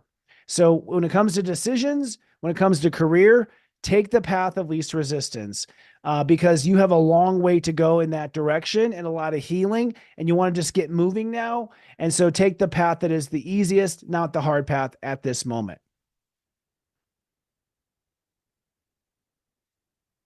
I'm seeing people's favorite horses and stuff, favorite animals. All right. Leos, you are okay. Your spiritual timeline is to change your life. So it's time for a full makeover for Leos. A full makeover is everything. It is what's important to you, how you live, what you put in your body, who you sleep with, your career path, the way you, everything. Now, it may not be everything. You don't have to do a full makeover, but as far as you're concerned, it's a complete transformation to who you were. It's going to be enough to where you don't recognize your life or yourself once it's over. So Leos are meant to evolve out of the state that they were in to get to the higher path. So Leos are going to evolve. Now, what you're going to be very crystal clear on is ironically how you make money. So visualize how the money is coming in, where the money is coming in from, what businesses are giving you the money. You are here to really visualize what the money-making parts of this really look like. That's what you want to be really clear on, is how are you going to make the money? What are you going to sell? What's going to sell in abundance? What are your passive revenue streams? All the details around where the money can come from. Okay. And that's just the advice of the astrology. Maybe it's going to give you security because you're going to be changing everything in your life, but because money is coming in, you'll feel okay. It's like you can't have everything in your life change at the same time. So money will be the one thing that is a constant. It's time to raise the vibration, Leo, in all your relationships. So that means you're in a place now where you no longer want to tolerate any lower vibration behavior in relationships. That's relationships to vendors, relationships to romance, relationships to business partners. All relationships must be high vibe. By the way, that's also the vibe you give, not just the vibe you expect. So the giving and receiving in the relationships needs to be high vibe and stellar. You want to work with the best of the best at this point. And we're talking vibration, all right? We're not talking the number one in the market or necessarily the biggest, earner of money. It's high vibration of ethics, spirituality, and energy. Now, the North Node says it's time to take the path of least resistance when it comes to your knowledge. Don't overthink it. Don't overcomplicate it. Do the thing that you know is true. Stick with what you know, all right? This isn't a time to go off and learn something new. This is a time to do what you're good at and what you already know. So take the path of what you already know. If you're traveling, go to what is easiest as far as traveling is concerned, which has the least resistance and the least strange, I would say, or foreign is the word. Foreign in the sense of there has to be enough familiar that you feel knowledgeable where you go. Virgos are shifting their spiritual timeline with partnerships and marriage. So Virgos are now aiming for a different type of partnership, one they never had before. You probably wouldn't recognize it walking in the door. It's going to be so different. If you already have it, you're going to experience something very different than you've experienced before. Basically, Virgos, your whole relationship life up until now is officially dead. Now, if you're in a relationship, then the first part of your relationship was a different era, and your relationship now has a new era. So Virgos are going to be experiencing relationships like they never have before. What's going to be really real, where you want to look about your future, is think about the future of your character. What's your character look like? What's your character act like? What's your character's label? Are you an artist? Are you a sculptor? Are you a public speaker? Are you a mentor? So getting really detailed on who you're going to become and getting very, very sacred about where your relationships are going. When it comes to innovating the future, your lifestyle needs to be high vibration. So for Virgos, honestly, I just had an interview with Dana Claudette again. You remember Dana? She's a Virgo, and we were talking to her, and she was saying very Virgo-esque, like the best thing you can do for your buck is to clean your house. Like a deep house cleaning makes your house super vibrational, and it makes you really invested into your actual home, which you are great at. So your lifestyle must now be high vibe. You're at a point now where you don't really want to be around chemicals or processed food or energy, around electromagnetic waves or next to a power grid, all sorts of things like that. It's time for Virgos to live high vibration. And where you take the path of least resistance is with boundaries. If it's a win-win, don't go for every little detail. Don't get them to promise and say no to everything. Just go with the path of least resistance with boundaries. If you're safe and the door is locked, call it a day. Okay. No need also for a camera and a backup system and an alarm. Okay. If it's locked, it's locked. So path of least resistance with boundaries for the Virgos. My voice is a little out today. Libras. Libra, you are now on a new spiritual timeline with your lifestyle and performance. It's now time to create the life you've always wanted to live. That's how you work. That's how you exchange. That's how you perform.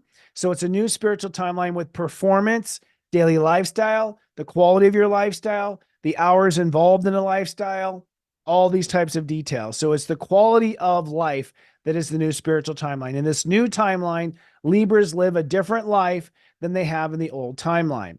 Where you want to get really clear on your vision is your relationship to God. So be very specific and detailed. Angels, ascended masters, what's it look like? How are they helping you? Where are they coming to assist you? Where are you going to communicate to them? How will you stay in contact with them? So a crystal clear communication to the board of directors, which is heaven, I think is necessary for the Libras. Now, Venus and Mars are saying it's now time to raise the vibration when it comes to love and personal dreams. No more layaway men. Those are men that you are waiting one day he will figure it out. No more people that you are raising as your lover. No more dreams with any sort of, settling for anything that you don't really want. You want the highest vibration of love and creativity. That means you go to the art store and you get the best crayons so you can do the best artwork and the best clay to be a sculptor. So you want to raise the vibration of everything you create, raise the vibration of all your love affairs, raise the vibration of your relationships to your children. Okay. Now, the path of least resistance needs to be in relationships. So in relationships, do not make it harder. Go with the easy path. Go with the path that you know works. Don't sacrifice. Don't step away from agreements or things like that. But ultimately, you want to have relationships that reveal the easy way, and you want to take that easy way. That way, relationships that are difficult will be very self-evident. All right. So if you insist on the path of least resistance in your relationships, you're guaranteed to have the relationships that will really pay off for you, and you will see the ones that are not paying off and costing too much. All right. One more sip here. Scorpios. Scorpios are on a very exciting trip here. Their new spiritual timeline is their dreams coming true. So I believe that Scorpio's dreams are ready to come true. It is time for your dreams to come true. Your new timeline involves creativity, artwork, music, children, great love, amazing romantic love affair, all the above. So it's time for you to live in your heart and let your dreams come true. Now, those dreams are a feeling, they're an experience, they're an expression. But on the other side of this with the Earth and Virgo, you want to be very detailed about what your future looks like in society. Who are you in society? How well are you known? What are you known for? Who are your peeps? What is your community? Who are your friends? Who are you staying away from? Where in the world do you belong? Where in the world do you vacation? So getting really specific on the details of where you see life and where you see life going. All right. So with that said, raising your vibration has to do with family and home life. So Scorpios now need a very high vibration home life. That means that you want to make sure that your literal home is in a place where there's not a lot of chemicals or a lot of, electromagnetic waves. You want to make sure there's no drama in the house. If you have a roommate that's constantly causing drama, that can't happen anymore. Basically, for these dreams to come true, Scorpios need to come home to a very high vibrational life. They have to have a high vibration in the home and people in the home, and their emotional frequency has to be much higher than it normally is. Yes, you can fall in dumps and have little moments that are hard, but in essence, it's time to keep moving and rise out of those low feelings. Don't dwindle on them. Really cure them, heal them, neutralize them, and let your feelings about yourself and the world be on a high level. That also means, Scorpio, don't let the world get to you. So if you're pissed off about politics, don't let that corrupt how you're feeling. Don't let that corrupt or make a bad day. Don't let something outside of yourself create a bad day when it comes to your feelings. Now, when it comes to the path of least resistance, it's in daily life and daily work. You don't need to overwork. You don't need to overpush. You want to make work and daily life go as smoothly as possible with the minimal of resistance as possible and the minimal of taxation as possible. Just go take the easy path. I'm not saying take the lazy path or cut corners, but I am saying if you have a choice of, cleaning out the whole garage or just cleaning out your parking spot, right now, just your parking spot. You don't need to clean out the whole garage right now, just for the satisfaction of saying you did it. All right. Sagittariuses are now building a new spiritual timeline with home and family. So most Sagittariuses came from a bad home, so to speak, and it's now time for you to create that good home. Create the home you wish you had. Create the home that you've always wanted. Create the family you've always wanted, and really feel emotionally secure and nested in your home. And this is going to be the new timeline. Now, that home is more than just the brick and mortar. It's also how you live inside yourself and how you live emotionally moment to moment. So you're coming from a good home in here. You're coming from a good home out here as well. What you want to have a crystal clear vision about is where your life is headed. What is your legacy? What is your career? Where will you end up? All these things are super important as far as your legacy is concerned. So be very clear about where you see yourself in retirement, where you see yourself in the company, where you see yourself in your business. Be very, very crystallized in that and know the new timeline of how comfortable you're going to be at home. So it's kind of funny. Sagittariuses have always been the first to leave home. And now the enlightened Sag is the one that stays home. Isn't that interesting? Just something to think about. Where you're raising value of your attitude, where you're raising your vibration is in attitude and thinking. So you got to keep the positive thinking right now, Sag. No negative thoughts. Don't go there. Don't click on that video that's going to show you something disgusting. Just keep it high vibe in the thoughts. You simply don't go there. And you choose to put your mental attention on the higher frequencies and the higher things. That's how you pull that off. So think high vibration, have high vibration conversations, plan things that are high vibration as well. Love, joy, happiness, laughter, etc. Now, when it comes to the path of least resistance, love and creativity, okay? Don't overthink love. Don't expect too much from love. Just show up and have simple love, where you are giving love and you are receiving love. This also includes with your children. Just focus on the love itself and the quality of the love. Try not to expect to be proven that they love you. They don't have to have rose petals leading to the bed. This is just a time where being loved and receiving love ought to be good enough right now. All right. Okay. Capricorns.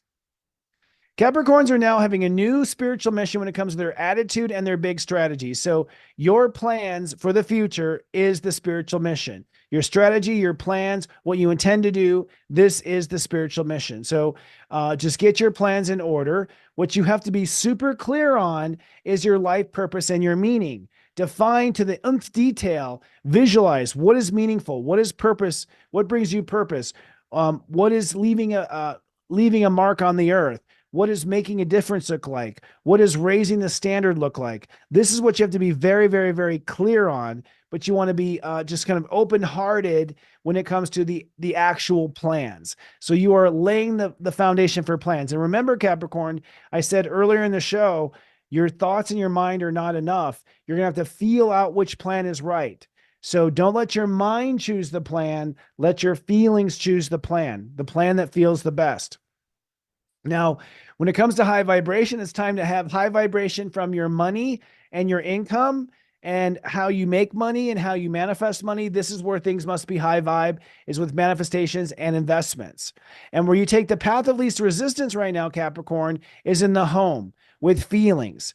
Don't go too deep in the feelings. Don't punish yourself with feelings. Don't allow feelings to get out of control in the home. Make the home be peaceful, tranquil, and moving forward in a gentle way. That's the path of least resistance emotionally for the Capricorns now.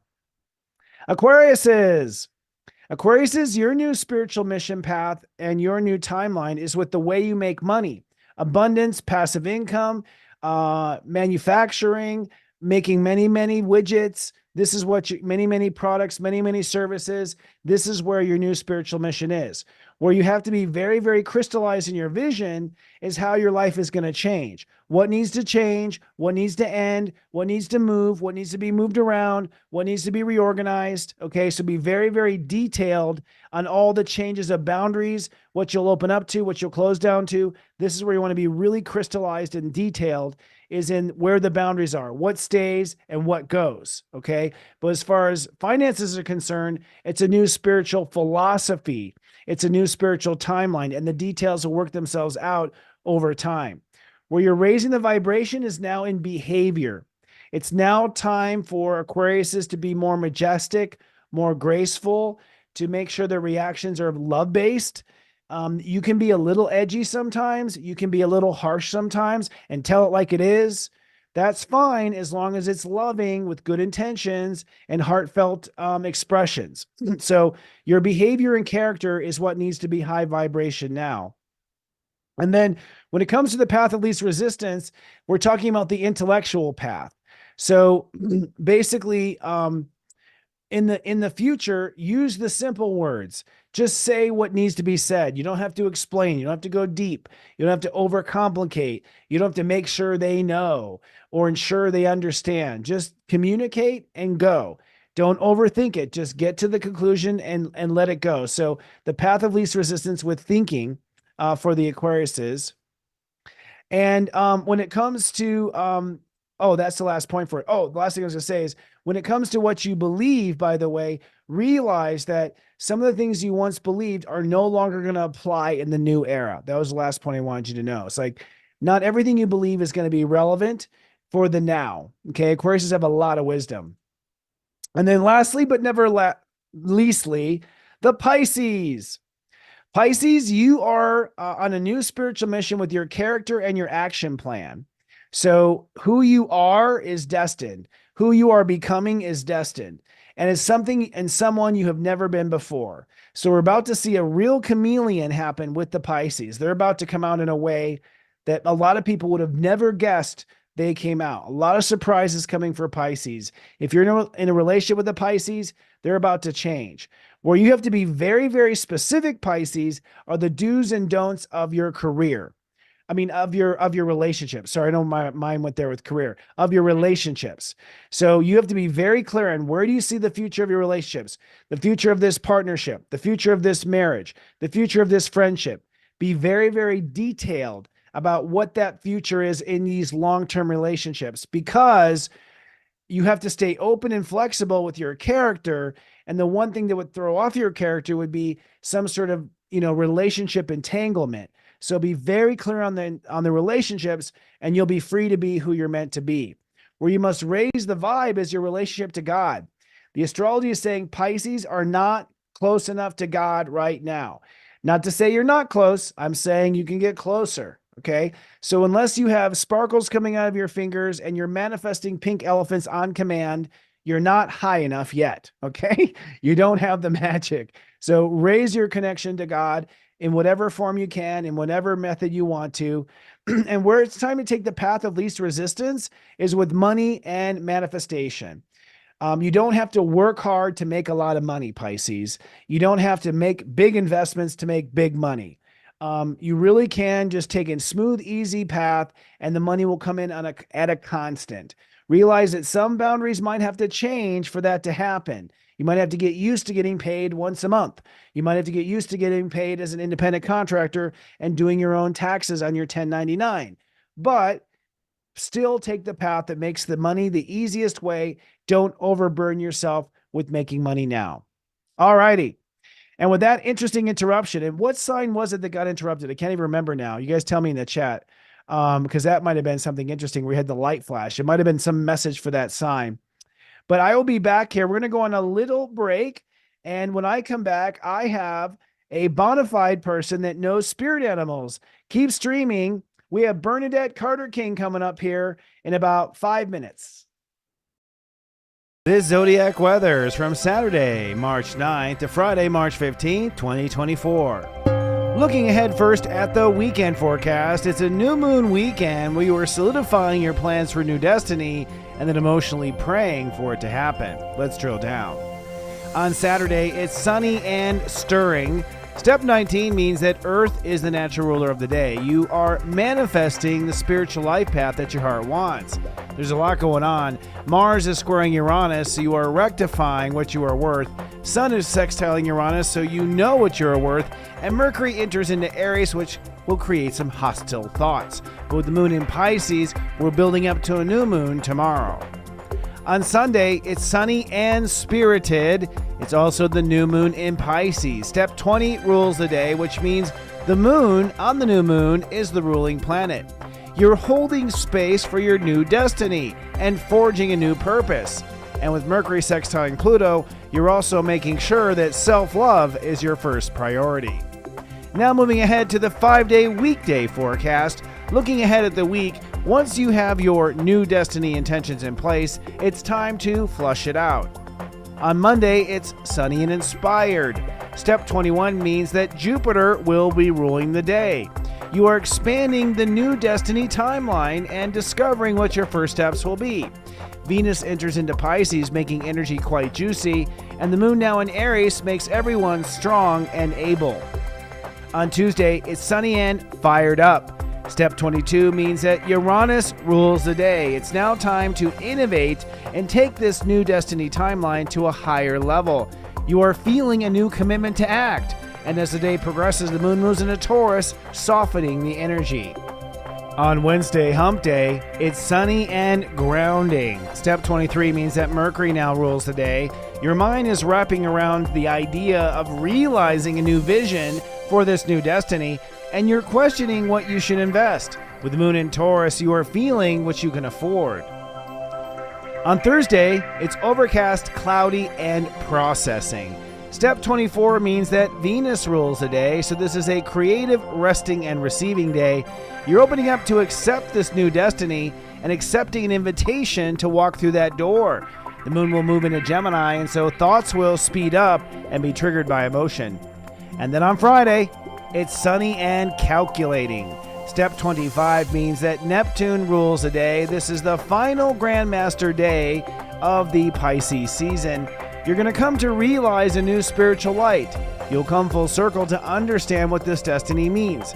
You'll be moving ahead with plans, and because this is the highest spiritual degree of the year, you may sense God.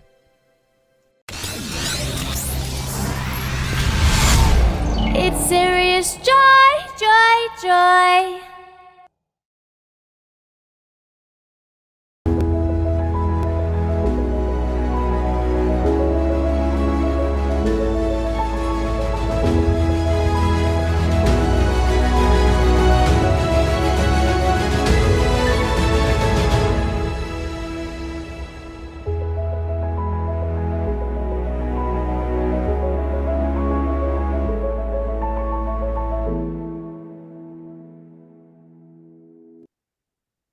Hello and welcome to ASTRO Mingle, the spiritual podcast that mingles with the talented light workers and innovative influencers of our time. We're always interested in the variety of reading modalities, and today we have a true queen whose name ends with Carter King. Bernadette Carter King is more fondly referred to as Mama Bear, is a multi-award winning best-selling author. Her beloved Arc Animal Tarot and Oracle deck continues to fly off the shelves, as does her groundbreaking book, Wisdom of the Wild Ones, the Encyclopedia of Animal Spirit Guides. For over 3 decades, Mama Bear has been on voice for animals, including humans. She supports them through her donations provided by her work as an evidential psychic medium, animal communicator, author, mentor, and teacher, tarot reader, and philanthropist. Please send some waves of love and gratitude to my guest tonight, Step 5 Scorpio, Mama Bear, Bernadette Carter King. Hello. Aru, hello, and thank you so much.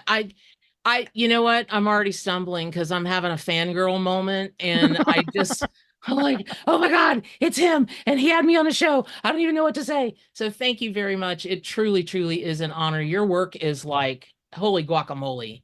I love it. So yeah, fangirling all over the place. Well, if I'm the guacamole, you are the yummy chips, okay? Okay. We go great together. Where have you been all my life? Right now I'm in Colorado. You're in Florida, right? Yeah, you know, what is a plane ride? It's not much. I feel you. I love your energy too. And I mean, you have been working your Astro off just looking at all the things you've created. I hope you're proud. I'm sure you are, but it's amazing. I didn't realize that I had been going to your website for animal totem explanations this whole time. Like, oh, this lady? My That's God. me. It's nice to Yep. put a website to a face. It's so nice, and your work's amazing. How did you how did you get first involved with animals like this? Did you what was your childhood like? Were birds landing on your shoulder like Cinderella? What's your story? Just like that. I had a pumpkin carriage and everything.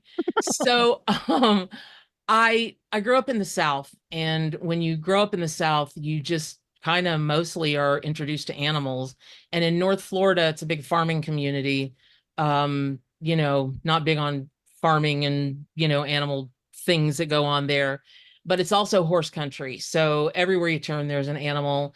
And yeah, I kind of did have birds and whatnot show up on me, around me in unexpected places. And I got known Hmm. pretty quickly for the person that could talk an animal out of anywhere that somebody else, you know, get an animal to do something that somebody else couldn't do. And I was a super awkward child. I'm less awkward now, but I was a super awkward kid. And so animals really were my best friends. And I have always advocated for animals, always. So when I grew up and as circumstances happened and I started working in the metaphysical industry, I uh I walked out of my bedroom one morning, no joke, and everywhere in my home were animals from all 4 corners of the world. It was a vision. And I was like, okay, what do you want?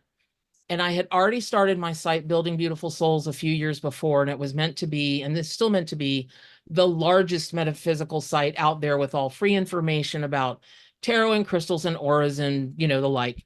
And the animals said, well, we want you to start a completely separate website because your work is going to take a turn. You are going to be known as the spirit animal lady or the animal communication lady. And I'm like, because I have extra time to do that. Yeah. Right. But, you know, when you can't see your couch because it's covered, you know, there's a panda bear and there's an elephant, and there's a giraffe poking in, and, you know, that kind of thing. You don't really argue with that. So I took a look at everything and I started it, and it was like I was in a rocket ship. Everything just happened at once. The website started to crawl up in the search engines almost overnight. I started to get phone calls from people that wanted me to talk to their animals, to Wow. their loved one, you know, their loved pets that have passed over, you know, Mm. that kind of thing. And then a couple years later, it was, hey, we want you to create a tarot deck. And I said, because I'm an artist. And they said, you go find one. And so is it okay if I hold up the arc and I do Of the whole? course, yeah. Okay, Show cool. off So anything. for if you guys and nice to meet everybody, by the way. Please feel free to call me Mama Bear. And Nikki Anderson, I saw you. I am so glad to see you. I haven't seen you in a long time because I haven't done live video in a long time. And then there was M Kenzie. They're usually regulars on my stream, but Oh, wow. this is the arc. And the deluxe deck has 149 cards in it, 78 of which are tarot cards, but every card has an animal that is that card in the tarot. And so like Puffin is the Fool card, right? And then it goes on and on. And then there's a 274-page book that is all color and has all the descriptions of the animals, both as the animal symbolism and as the tarot card. And then there are bonus cards that are you can use as oracle cards, but you can also work with this deck as an oracle deck. You don't have to pay any attention to the tarot part of it if you don't care to. So, because a lot of people, you know, they're not tarot people, but they're oracle people, and then a lot of people are animal people. Yeah. So that's the arc, and I love it. thank you. I was able to within a short period of time find the artist that just fell in love with the project, and we worked together for 2 years to create it. And when it came out, I was like, oh God, do you think people will like it? Oh, Lordy, Lordy. And it swept every tarot contest, every tarot, everything. It literally made history, and I had to order a second batch almost right away. So that's how, Congratulations. yeah, thank you. That's how that happened. And is it okay if I talk about my book for a second? Only because Yeah, go ahead. it speaks Whatever's to a point. organic. Well, it speaks to a point that I was listening to you earlier about how the light workers need to make money, right? Yep. And it's so interesting because about 4 or 5 months ago, the animals came to me and said, all right, look, it's time for you to create a mentorship. The just those exact words, the light workers are struggling to understand how to make money in the new economy, which is online. They just don't know what they're doing. They're afraid of the tech, so on and so forth. Right. So I, in classes that I've done and in lives that I've done, because I always do like live free readings. I love doing that.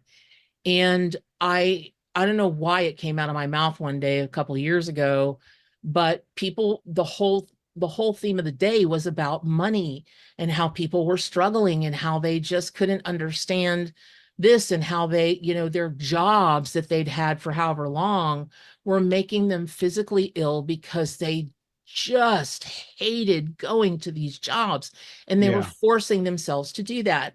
So off the cuff, I said, well, listen, you guys, I hear you, but I'm going to give you a mama bear swift kick in the butt. If you really want something and you want to make, let's say, 6 figures, you can do that, but you're focused on the problem and not the solution. I make over 6 figures and have done so for years. Holy cow, did my inbox fill up. I thought, oh, Lordy, what have I said and what have I done? And people were asking me to create a class. Well, you can't just create a 6-week class that tells people how to do that. So I was told to create a mentorship. It literally just launched a month ago. And I had to shut off at a certain point because the time investment that I'm making in these people to mentor them is no joke. Yep. And it's going crazy, crazy, crazy well. Even in the first month, these people, these light workers are making such strides. I am blown away. Here's why I bring that up. So this is my book, Wisdom of the Wild Ones. It is it is 726 pages. It's an encyclopedia. She's a step 5. Yeah. That's Mercury ruled. it is a full color book. What did I turn to? Oh my God, the goldfish. Holy cow. Okay. That is such a meaning for you guys. We're talking about wealth. Turn to the goldfish. Don't get me started on the whole Japanese interpretation of goldfish and koi and why they bring abundance and why gold is the color. I've got goosebumps. Okay. So all of that said, this book is 9.5 by 11. It weighs 6 pounds. 6. Wow. And publishers told me, well, we love you. We love it. We're not going to carry it. Nobody's going to buy that. It costs too much to ship. No one's going to, okay, really? And so last year it won a Nautilus Award, an IPPY Award, and again, swept the metaphysical industry for best book, best this, best that, blah, blah, blah. And people don't care. now a retailer would care. They probably wouldn't make enough money off of it, but I didn't care about that. I cared about what I was being told by spirit that people needed. There's not another book in the world that has 300 animals in it, plus what the directions mean, plus how to create a sigil, plus this, plus that, how you interpret this, how you interpret that. And in the system that my guides, my animal guides taught me, they wanted me to put in the world, instead of lumping spirit, totem, and power animals together, because people get super confused. They're like, well, I read this and it's called, this indigenous culture calls it a spirit animal. This indigenous culture calls it this, so on and so forth. So they said, look, just create a system where a spirit animal means this, a totem animal means this, a power animal means this. Wow, it opened the door for more people than I can tell you that had done this about studying animal symbolism and interpreting animal signs and that kind of thing, because they were just so confused. So this is speaking back to your point. I was listening to you earlier. If you're being called for something and you know that you're being called, please listen to that guy who told you earlier about what the stars are telling you, about what, he knows. He's a more learned astrologer I don't think I've ever seen. And I've been doing this for 30 years. I've seen a lot of astrologers. So if he tells you that's what it is, take it seriously. If you see, in a weird place, you start seeing unicorns, pay attention to that. If in weird places you start seeing, I don't know, whales, just pictures of whales, songs about whales, people talking about whales, and they just keep appearing in your consciousness or in your pay attention to it, because that is the world of spirit trying to get you to wake up and see what your path is. And it's not even what your possibilities are, because your possibilities are endless. You're a child of the universe, right? So totally. Yeah, exactly. But your guides will show up in lots of different forms, and don't be surprised if you see, like, I had a lady the other day, oh my God, she was having a heart attack. She had a dream about an injured hyena. And she was in this beautiful garden, and this really injured hyena came up to her, and she just freaked out. She thought, oh my God, this is a terrible omen. It's this, it's that, it's the other. By the time we got finished with her reading, she understood that injured hyena was a part of her. And so she had become, she had a nasty divorce, and she had become the hyena that will eat your face off if you get near its dinner. But hyenas they're like dogs. I mean, they're comical, they're loving, they laugh, they really do laugh. And, that whole thing that they do with their teeth, it's not a lot of pomp and circumstance, but it is designed to scare people off, because let's face it, it's a little scary. It's kind of like a Tasmanian devil. I mean, something spooky about hyenas. Yeah, they weigh 3 pounds. What is a Tasmanian devil going to do to you? But they look horrifying when they want to. But if you in sanctuaries, they're like squirrels. You just play with them all day long, So anyway, that's my 2 cents. Thank you for letting me ramble. But You're welcome. I just really wanted to support what you were talking about with the wealth thing, because I started telling my clients back in June of 2023, I'm like, listen, you got to get ready. I'm telling you now, 2024 is going to stop, Chester, is going to turbocharge you, and you're going to get swept along with the tide, whether you're ready or not. So you better be ready to up level, because this is a year.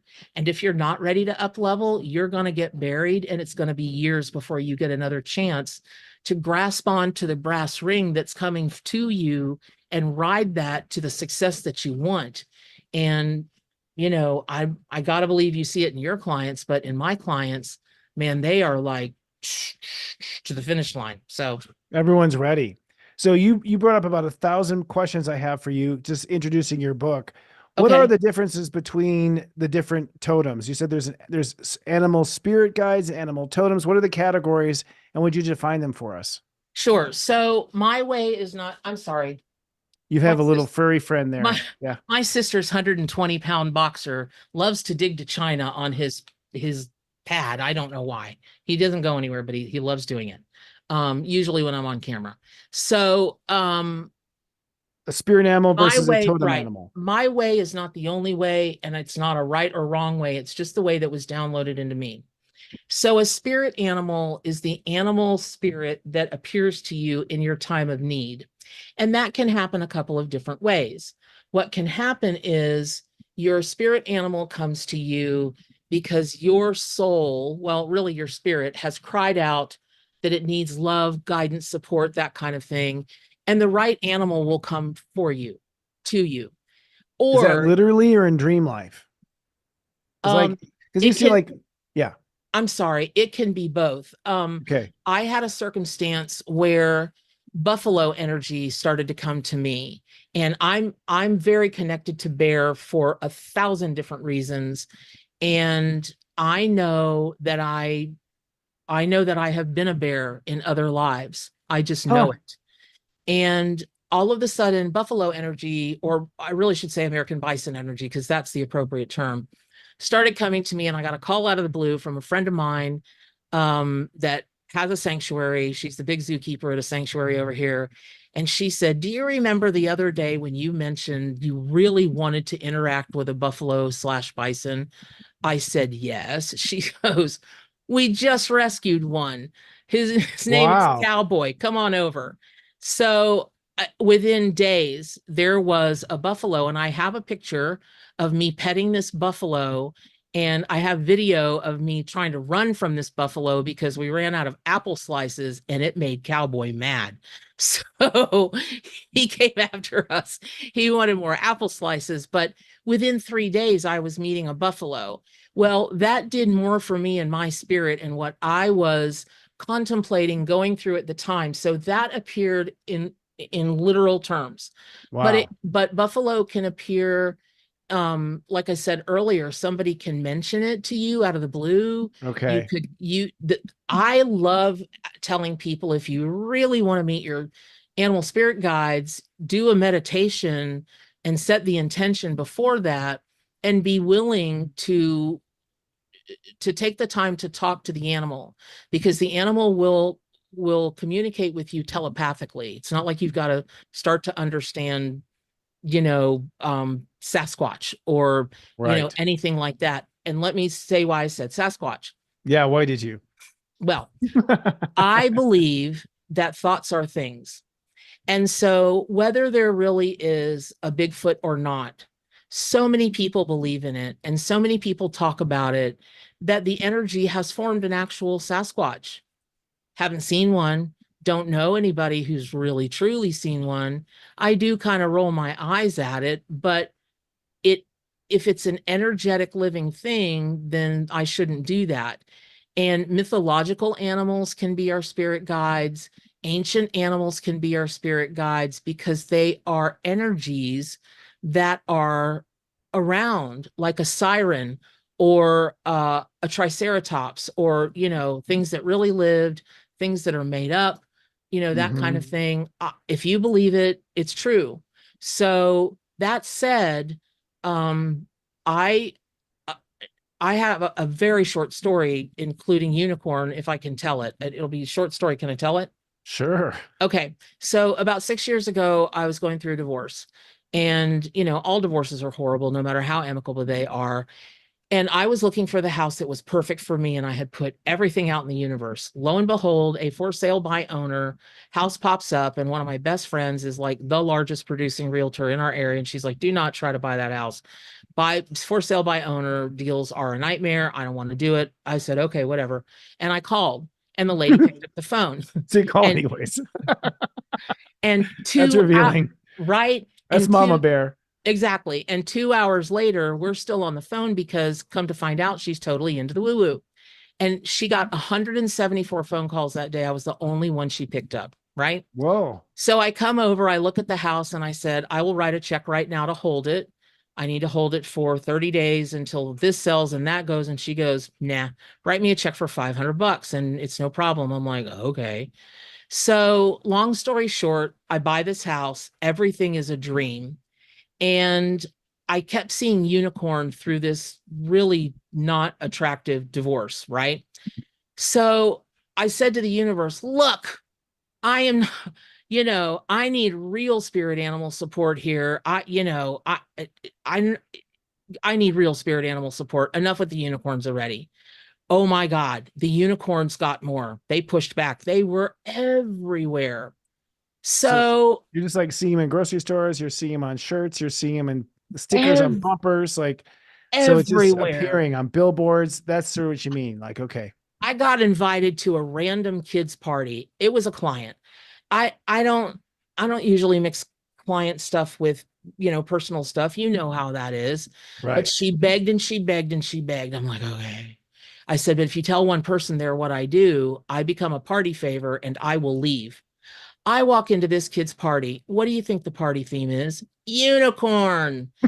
So so all of this other miraculous stuff happens. I buy this house and I'm driving out of my neighborhood, and all of a sudden I look to the right and there is a sign for the community right next to mine. You know what it's called? Forest of the Unicorn.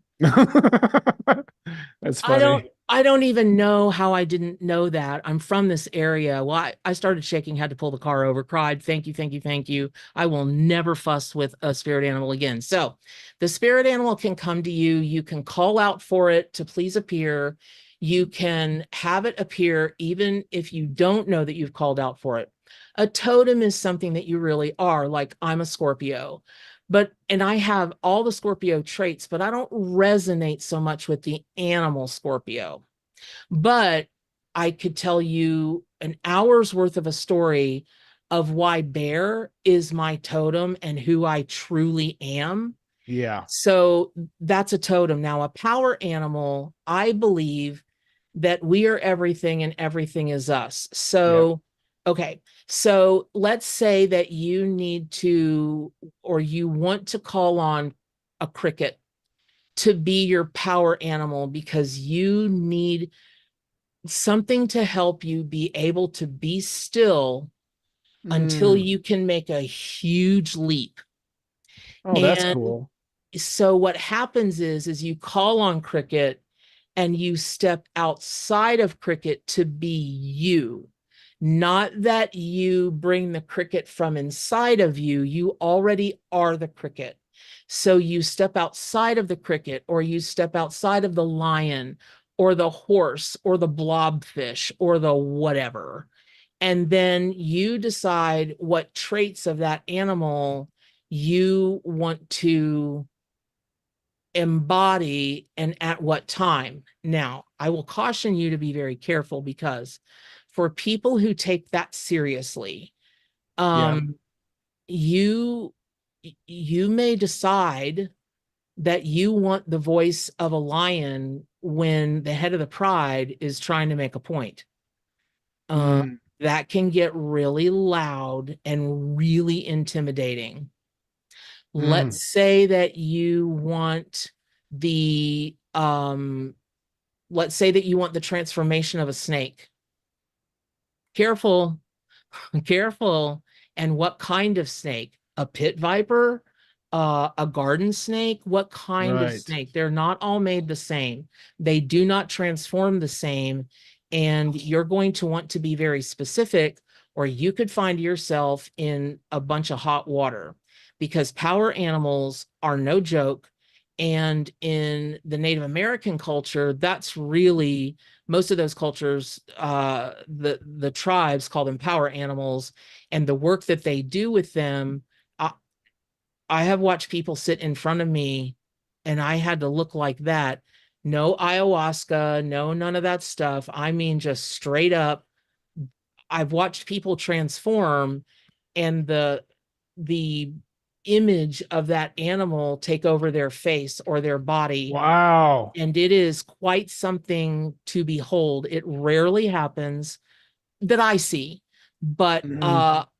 I can tell you it scared the shiitake mushrooms out of me the first time I saw it. Not only because I had to make sure it wasn't my imagination going, you know, Right. it was real. These particular people were able to embody that animal so much that they just turned right in front of me, right in front of me. And they were able to handle the characteristics of that animal that was inside of them. It's like the saying, we all have a white wolf and a black wolf inside of us. That's true. So careful you don't stir up your dark side in thinking you're going to do whatever. Don't go there, because it will result in the same thing of people who practice black magic, right?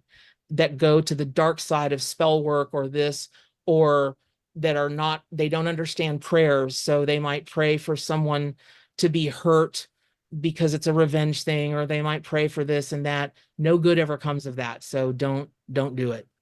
So be Don't do it. careful. Yeah, be Yep. careful what power animal you call upon, and that Or you how, have, yeah, and the and how intention, I guess, huh? exactly the intention, and The that you can handle it. I mean, you know, some people will ask to be able, they'll pick an animal that means forgiveness, right? And then it starts happening. They start forgiving, and then they get all twisted because they weren't really ready to forgive. They find themselves forgiving, and then they feel guilty about it, or they feel like, gosh, that other person doesn't really deserve this or that. So just be really clear, because animals are simple. If you ask them something, that's what they're going to do. And that's what they're going to show up and say. And that's what, you know, they're going to give you real messages. They're not filtered, and they're not, there's no, I don't know, there's just no game playing with them. Animals do not play games. They might be tricksters, but that's different. That's a fun thing. They're not there to really, you know, harm you in any way. That's just not going to happen. It Now, seems like they they take life quite seriously and literally. mhm. What is your feeling then? You know, being a psychic medium, and you do that on top of, you know, being an animal communicator as well. So you have third eye vision into all the psychic realms outside the animal kingdom. Knowing the animals, what do you feel God's purpose is for having the animals on the earth? They have a strong purpose here. I think it makes this planet very unique. What is their role in God's kingdom? I I really appreciate that question, because my answer is I don't know. And I have You heard it asked, here, folks. right? I have asked and asked and asked and asked. And the only answer that I ever get is very similar to something like, well, we're a lot like angels.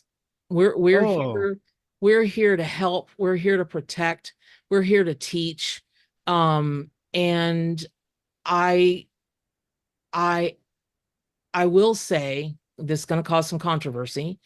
But I will say that I absolutely positively do not ascribe to the theory that they showed up with the sacred contract of us eating them for whatever reason. Now, in full disclosure, I can't be, for health reasons right now, a vegetarian like I was for many, many years, but I'm getting back to that.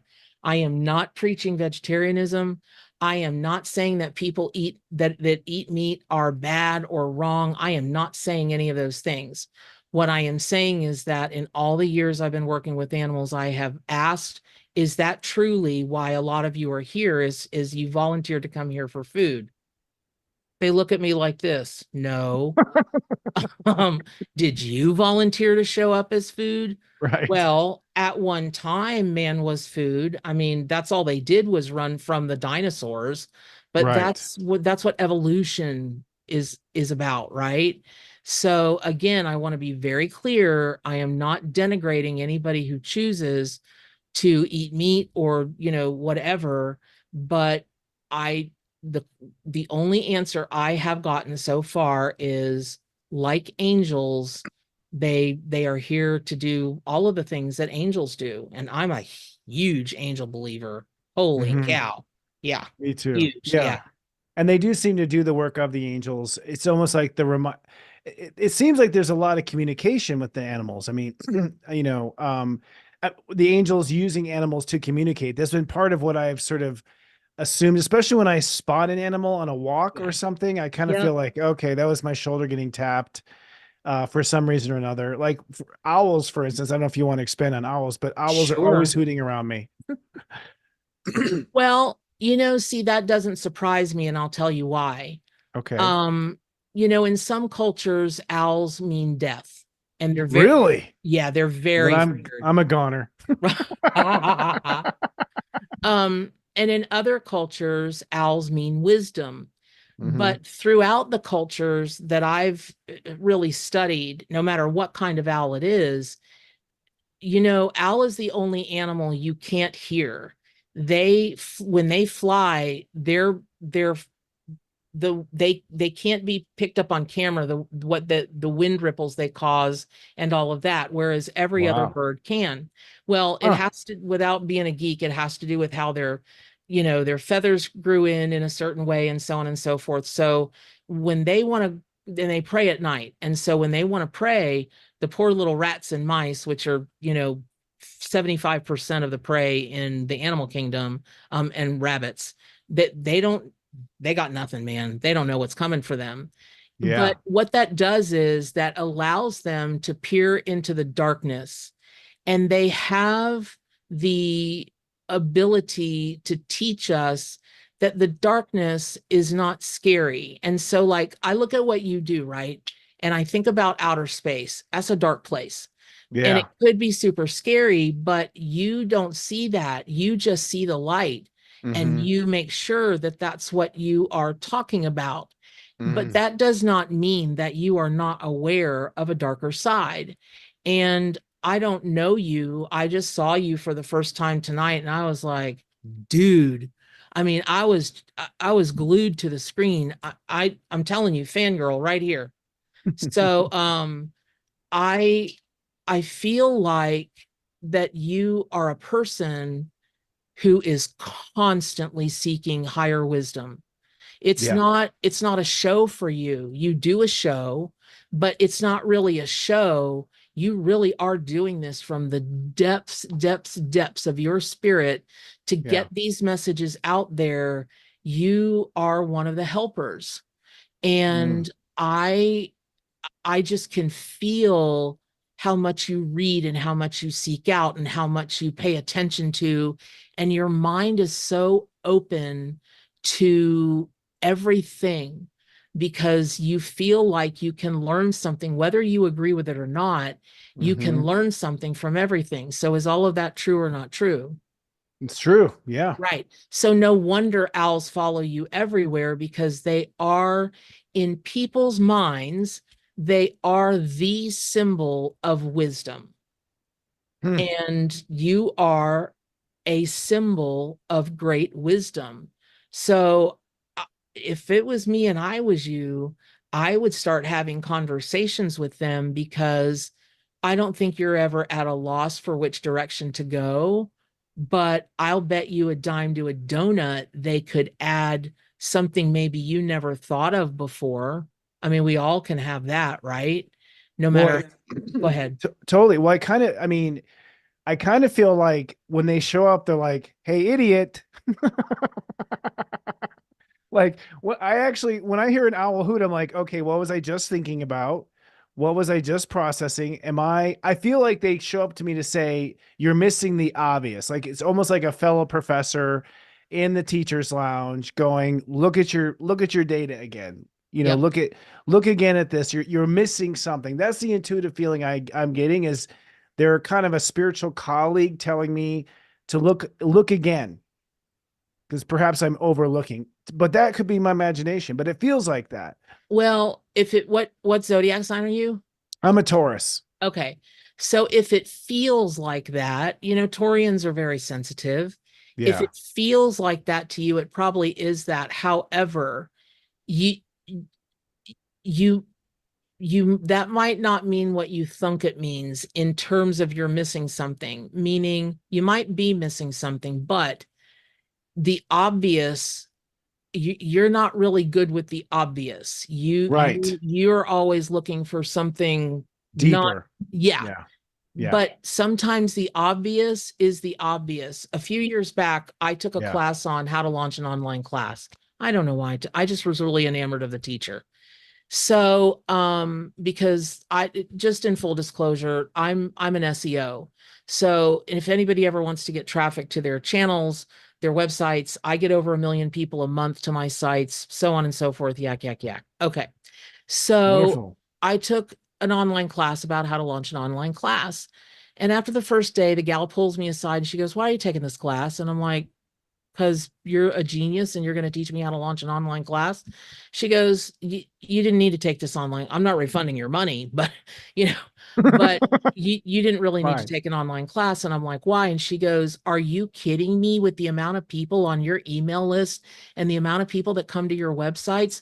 Why don't you just launch a class and advertise it to them first?" And I'm like, "Well, because I need to do Facebook and I need to do this and I need to do that." And she goes, "Yeah, I don't know why you're focused on that." She said, "But you shouldn't be. You could fill classes in 2 days. You could have $100,000 2 days." And I didn't believe it. I was not willing to see the obvious. So a couple years later, I launch a couple classes, and lo and behold, she was right. So it's kind of like that. It's kind of like there's something. Can I give you a message? Of course. Okay. Is it going to be a hoot? Yeah. Oh Hoot, my hoot, God, you hoot. win. You totally win. You win.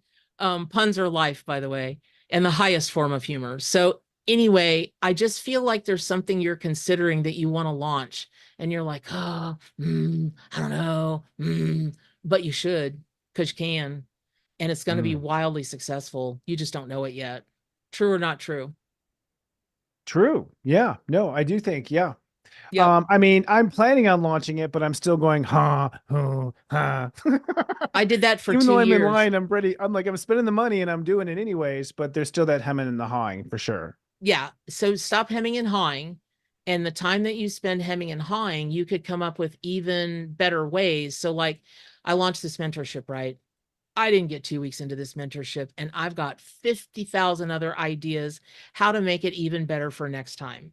Yeah. And it is, it is, I just feel like whatever this is you're going to launch is going to be so deeply personal and helpful to people that it has it you are going to be white knuckling it for a while, because you're going to be like, "Ugh." But you'll get a week, 2 weeks into it, and you'll be like, "I should have done this 10 years ago, 5 years ago, 2 years ago." And that's going to branch off into something else and something else and something else. And the next thing you know, your biggest problem is going to be staff Yeah. to help you out. That's going to be your biggest problem. Is It's not a it, bad and it's problem to not have. that it, listen, the young ladies that I have been in touch with, oh my God, if you weren't such a nice guy, I would steal them from you. But um, they're fantastic. I have But wonderful people with me. Yes. you really do. But this is going to be about the number of people you're going to need to help you if you will do what you're planning on doing. And when you do, as a thank you, I'm going to send you my sister's boxer, because he's a terrible listener. And I'll say, Spirit told me to send, I call him Meatball. Spirit told me to send Meatball to Thanks. Colorado. He'll be so much happier there. So anyway, Thanks, Mama Bear. yeah, So and I then also I go noticed on ahead. your site too that there are Native American zodiac, which I never knew existed. That just blew my mind. Thank you. You blow my mind in lots of great ways in the last Oh, since I've gotten to know you. It's wonderful. And I am a beaver, that apparently. doesn't surprise me at all. Yeah, I'm working. I was joking about I've always loved that Frank Lloyd Wright house over the river. So I guess I do want to live over a river like a beaver. I always thought that was cool to have a water going through me. What are the Right? Native American zodiac based on? Did the Native Americans follow the same constellations that we do and then have animals for them? Like, how did that come about? So there's a lot of controversy around that, and it really didn't start coming out into the public eye until like the 1970s, when then there was that big spiritual explosion that came along with a lot of pot and ayahuasca and that kind of thing. Yeah, my And parents were doing all that. I love it. That's fantastic. Um, I I have researched this until its very conclusion, because I get dinged on it sometime. People are like, my tribe doesn't believe this is a bunch of crap, white people crap, blah blah blah blah blah. Okay, Hmm. it and it very well may be, but it does come from, if you take a look at the couple books that are out that have to do with the Native American zodiac, those particular authors actually lived on reservations with different tribes for years, and they put it together based on the teachings that they got from individual tribes. And there always has been, like, if you look at the four directions, that is a real atypical Native American thing, where this direction is this animal, this direction is this animal, and it means this is this and this on their yearly wheel. So I want to tell you that it's an ancient, secret of, it's not. It's it is a culmination of a number of different things. And yes, white people wrote it after having studied with, and truly Mm. studied with and lived with different indigenous cultures here in the United States. So, like, I'm from Florida, so we're all about the Indian culture here. Hmm. And I grew up around all of that, and being from Ocala and being near places like Witcki or Homosassa Springs, or things that you can't pronounce. Like, further up north, there's the Itchnatuckney River, there's this, and all of those have Indian word meanings. And there used to be a really large Native American culture here. Most most of them have moved down Tampa way, to get jobs in different kinds of places. And it's just a very different world now than when I was a kid. But I grew up Hmm. around all that. So I'm super comfortable in the woods. I'm super comfortable in nature, and nature is super comfortable with me. Hmm. Yeah, well, your mama bear. There's no question about that. Grr, Yeah, with grr. the dog. So was it based on constellations, do you know, from your recollection? I mean, were they seeing, are they seeing a beaver instead of a bull? That's what I'm wondering if it was, because it seems to Mm-mm. be lined up with the constellation dates of zodiac, Western astrology. And it is. And that, again, that's going to be the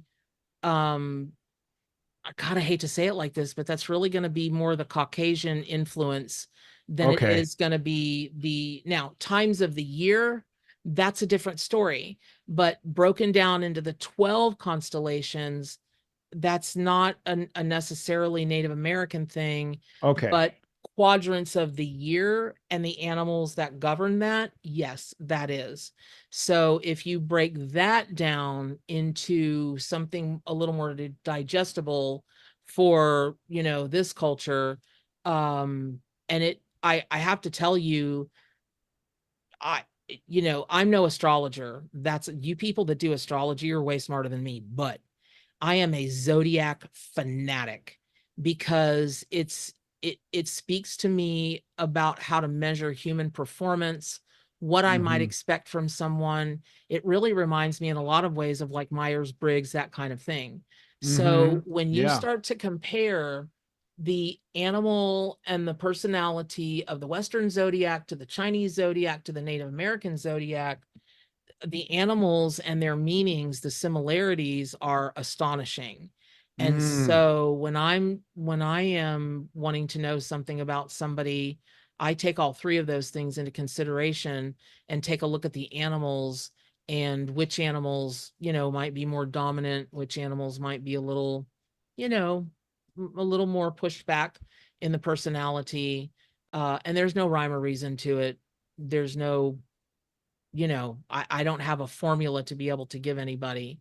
Um, so it's just something that I do.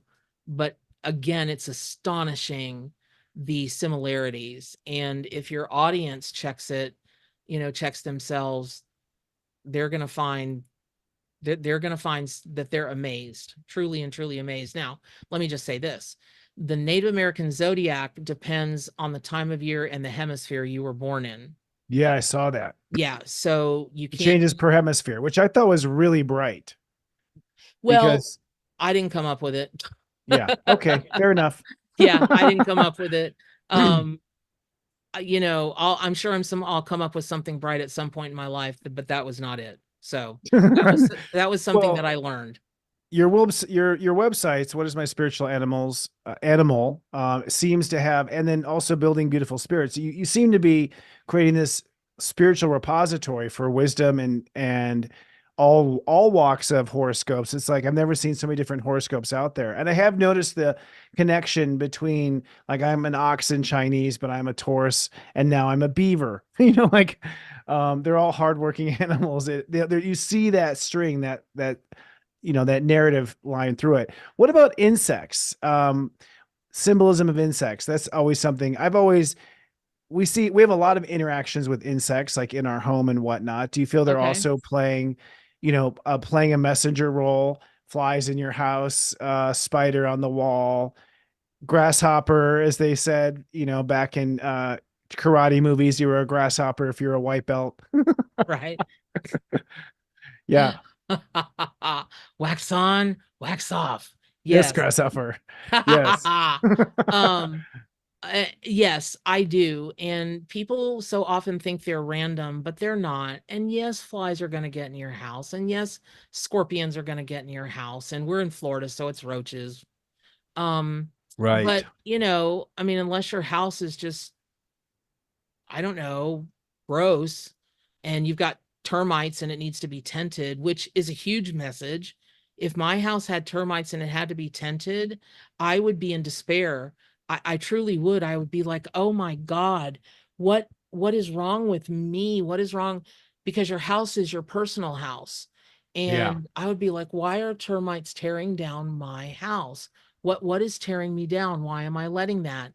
If I let my Oh, house get overrun with roaches, hopefully the first thing I would think is, why am I so gross? Why don't, you know, what are they trying to tell me? Because I I believe that every living animal, insect, anything is divine. I do. And I have a okay. phobic fear of sharks and a phobic fear of orcas. Go figure. Huh. Nothing else, those. Interesting. And yeah, I can't see pictures of them. I have nightmares. I have to do this. Wow. Yeah. Uh-huh. I can't handle it. Don't think I haven't tried, because I have. But I I do believe that it's never random. And because I don't believe in chaos. I don't believe in the Yeah. chaos theory. I don't I've believe seen in you say random. that. Yeah, Yeah. I don't believe in randomness. But that's just my belief. That doesn't make it true. But if you stop and you think about it, you'll find that there's some message in there that is for you. So for instance, let's say it's a fly. Is there somebody around you that's just annoying the ever loving mushrooms out of you? And it's time for you to either disassociate from that person or go, look, I've had enough. Um, is there a scorpion that gets in your house? I don't know if there are scorpions in Colorado, right? Yeah, I have a house in Texas and there are scorpions in Texas. So I had a Scorpio and a tarantula come into my house not too long ago. Like a big, huge Brady Bunch tarantula. Yeah. If it, if it was in Texas, that's almost like being in Australia where everything wants to kill you. Yeah, it's So, true. It and is true. so I can only imagine the size. And those are huge, huge omens. I mean, Scorpio can mean so much. Most of it never good. Yeah. They're not very nice creatures. No. They're not. But tarantulas are okay. I mean, they're not going to snuggle up with you in bed, and Right. they're not going to sit there while you pet them, but they are very fragile animals. If you drop their insects, if you drop them, they shatter and they die. They A can't take it. tarantula. Yeah, they're very fragile. So they look big and creepy, but in theory, their whole structure is super fragile. And that might even be super fragile expialidocious. It might even be that. So I Mm. would take a look at that and I would say, you know, on the one hand, we've got this super warrior that will do everything they can to sting you to death or, you know, die trying. And then you've got a tarantula that, you know, they're really not out to get you. They're pretty gentle. But if you drop them, man, it's over. So what's the oxymoron of that, where you've got warrior fragility, warrior fragility? What is the war that you want to fight? But you're kind of fragile about it. Do you know what I mean? Or Well, that what? was the state I was in actually. Oh, So for those people, when I was off the air, that's when that happened. And I was toggling between warrior and fragile myself.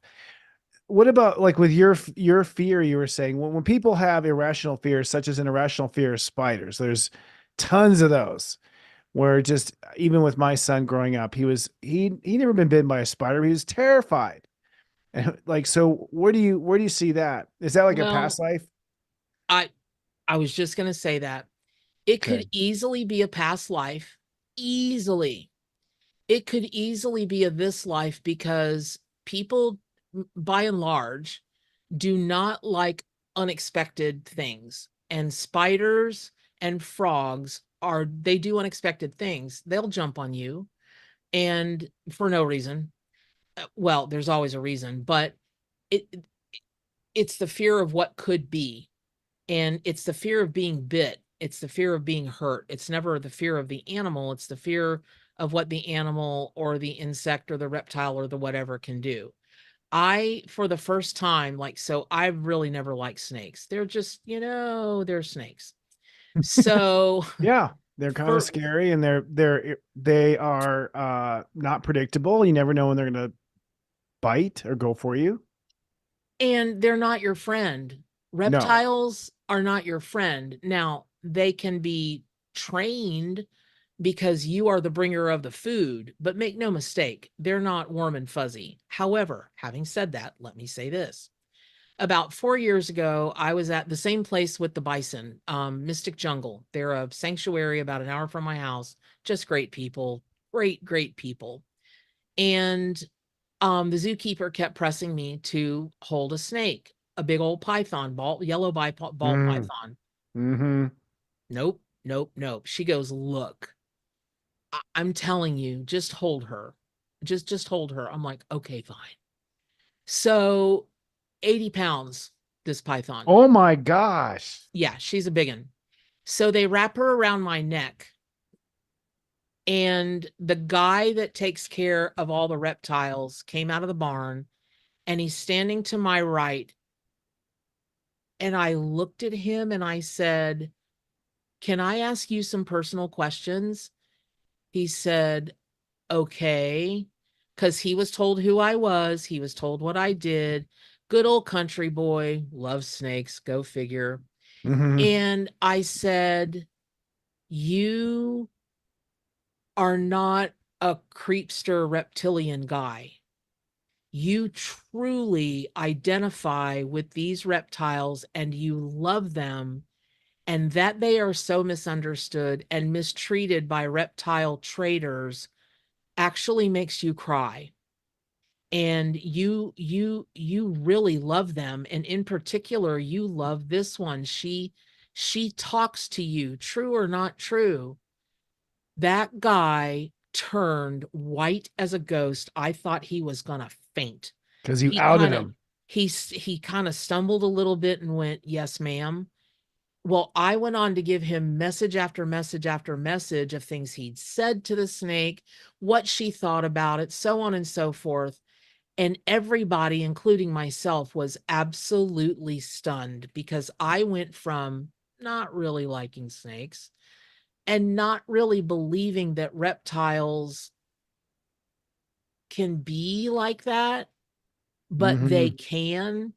And so I have become a big advocate for reptiles. Me, Mama Bear. And it's because they are so mistreated. They are so traded in awful, awful ways, and they are feared so much. Now, if I'm in the water and a water moccasin is coming for me, I'm doing everything I can to keep it away because it's coming for me. They're not Yeah. nice. If a copperhead is coming for me, I'm doing everything I can to keep that puppy from harming me because they're not nice. Yeah. I do not ever want to go visit in deep, deep, deep Florida Everglades because the amount of pythons and anacondas that live in the Everglades, That's what I've heard. well, people get them and they think it's cute, or they buy a tiny alligator at a roadside store in Florida for their kid and think they're going to keep it in the bathtub until it's, This 4 feet. bigger than dad. Yeah. Right. And it's even just 4 feet long or 3 feet long. It can take your arm off. It Yeah. can whip that tail like you just can't. Oh my God. So yeah,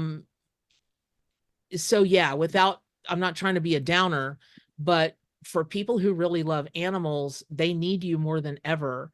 Choose the animals that you love most and do everything you can to support the stop of trafficking of them, the stop of trading of them, the better treatment of them, and we're talking farm animals as well. Do Yeah. everything you can. If you can contribute $5 a month to something, great. If you can contribute $500 a month, even better, and prayers go a long way, intentions go a long way. It's better Hmm. than money. It truly is. Hmm. Enough people focused on one thing, well, you can change the calibration of things. You can. So anyway, I'm off my soapbox now. Thank you No, that's for great. I letting think me. that's honorable. Well, I'll say very proudly that I scooped that tarantula out and put him outside. I did not kill him or anything.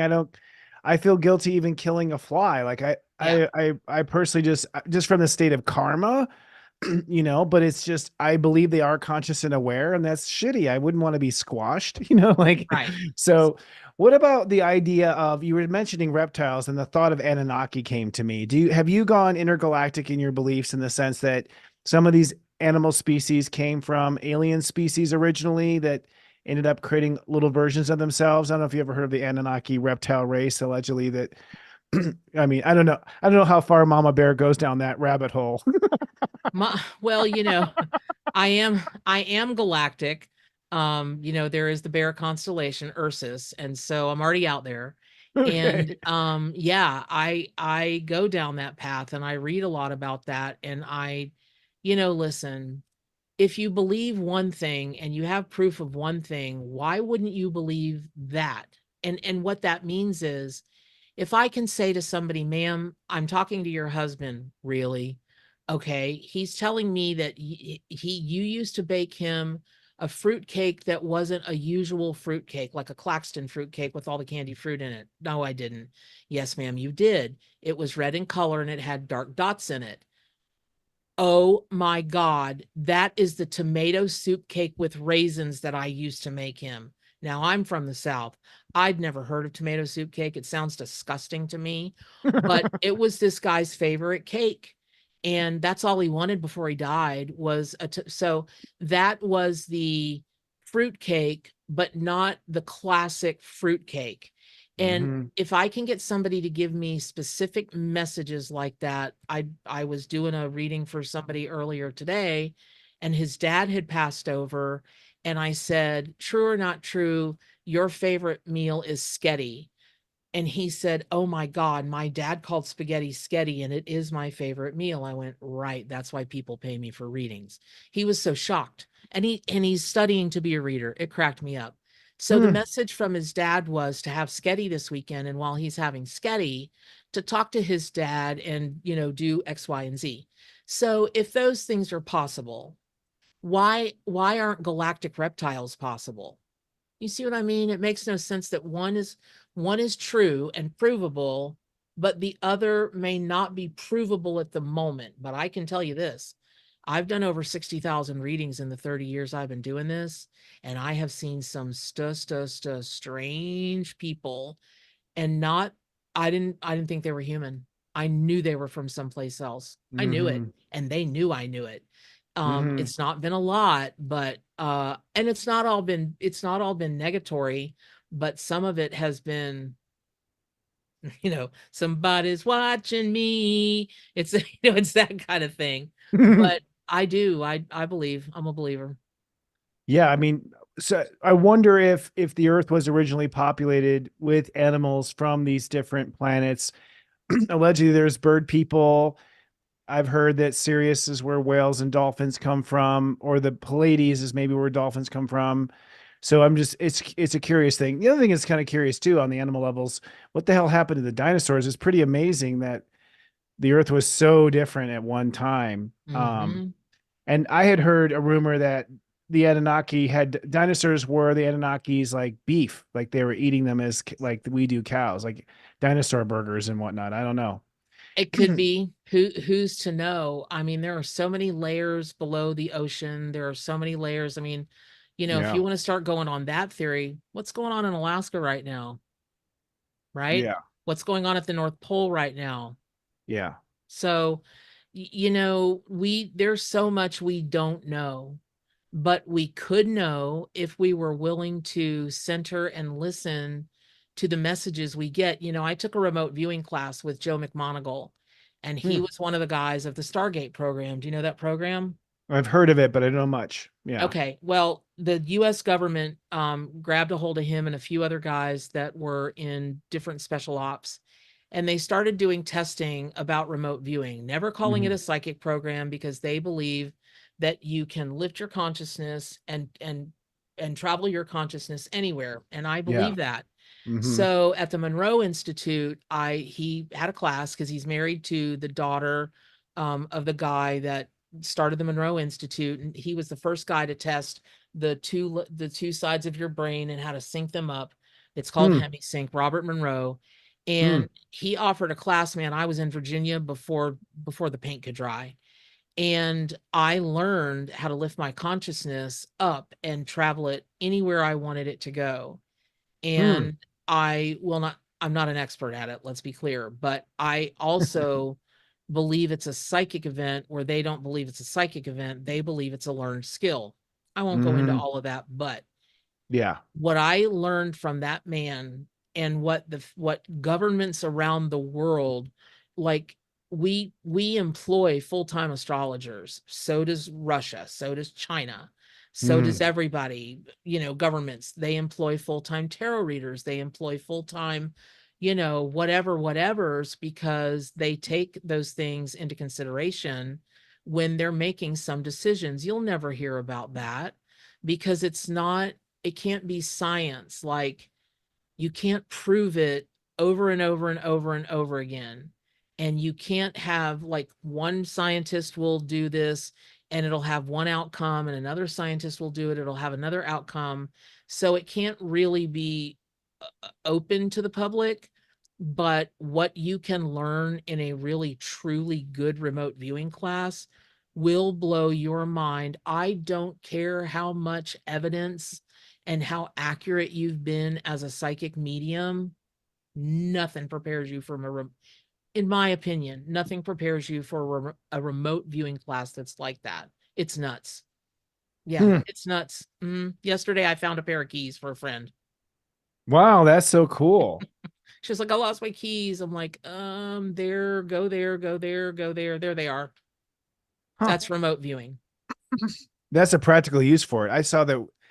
I know like those papers are published on the CIA's website. Like They are. because of the, yeah, you can read about it where we were spying. Apparently we still do this. We still spy on, before we do a secret ops mission, we have the remote viewers take a look at it to see Yep. where the guards are and where the alarms are and Yep. everything. It's pretty fascinating that Yep. that it's used that way. And this kind of spins to what you do on YouTube, spirit animal scopes. I thought that's awesome. Aw, You theme thanks. yourself really well. It's adorable. Aw. Um, and I noticed that we're in the month of pufferfish or the nine of cups. Yes, we are. Do I you know how didn't. much I got? So much bump blowback from that. People were like, You did that deliberately. I'm like, I don't know. I don't do that. If I do something like last year at the end of the year, I deliberately chose unicorn because in a healing your trust issues class that I did, unicorn showed up at the very beginning and just stayed for everybody the whole time. It was just, you can't make this stuff up. So I chose unicorn, but this time 149 cards and pufferfish said, and just showed up, and I was like, okay, here we go. So what would you like to know? Because I know it all about pufferfish. Well, What do you first of all, got? I love that you connected the Nine of Cups with animals. So in your deck, you have somehow brainstormed and connected animal spirits to typical tarot. Yes, I mean, to like Yes. Rider Waite sort of deck and that sort of thing. Or Yes, it's based on the Rider-Waite deck. However, I want to be really clear about something, and people can take it for truth or not. I did not choose the animals for the cards. I I the believe it. I animals believe that. So you the channeled animal it. totally channeled. The animal, yeah, the animals came Yes. forward and claimed it. We looked at over 75,000 images of animals all Wow. over the sites, Shutterstock, Dreams Time, RTF 354, whatever it is. And when the animal wanted to be a card, it would show up, and it would be the most gorgeous, gorgeous animal image. Now, I got an agent. Yay. I'm so excited. And we're doing a new deck. It's an Oracle deck for beginners. Mm. And I was like, okay, it's got to be kind of like the Ark, but not like the Ark. And you should see the animals that are showing up. It has nothing to do with tarot, but just the animals that are like, okay, we can gently ease into the consciousness of the public in a large way. But yeah, for the tarot deck, because I've been flipping cards since I started doing this. I just love tarot.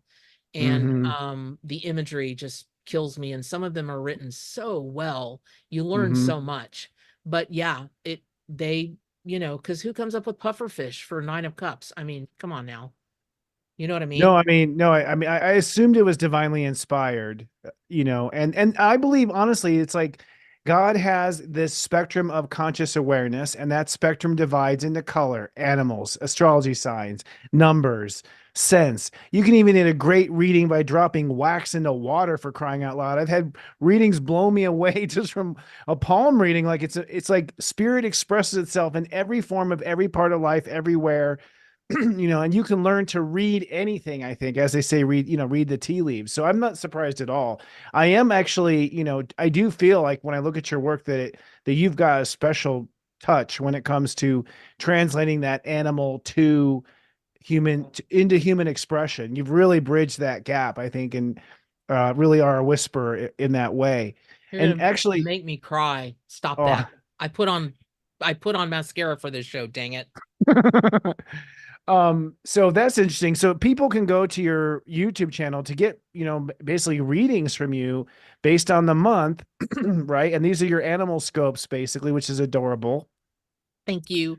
Well, yes, and thank you for the plug. I really appreciate that. And let me just say, I've been pretty dormant on my YouTube channel for the past year and a half. I've been like in this stasis kind of Hmm. thing and recalibrating in a way. Hmm. And I am supposed to go much larger than I've been. So starting next week, I'll get back to the weekly free readings, doing more videos. I'm turning out tutorials like nobody's business. So like there'll be tarot tutorials that go way in depth. Like probably the most in depth on YouTube. I'll talk about, okay, well, that is connected to this in numerology, and that's connected to these zodiac signs, and that's connected to this time of the year. Oh, neat. Because, yeah, well, I was told throughout this time that my job now is to teach people to connect the dots.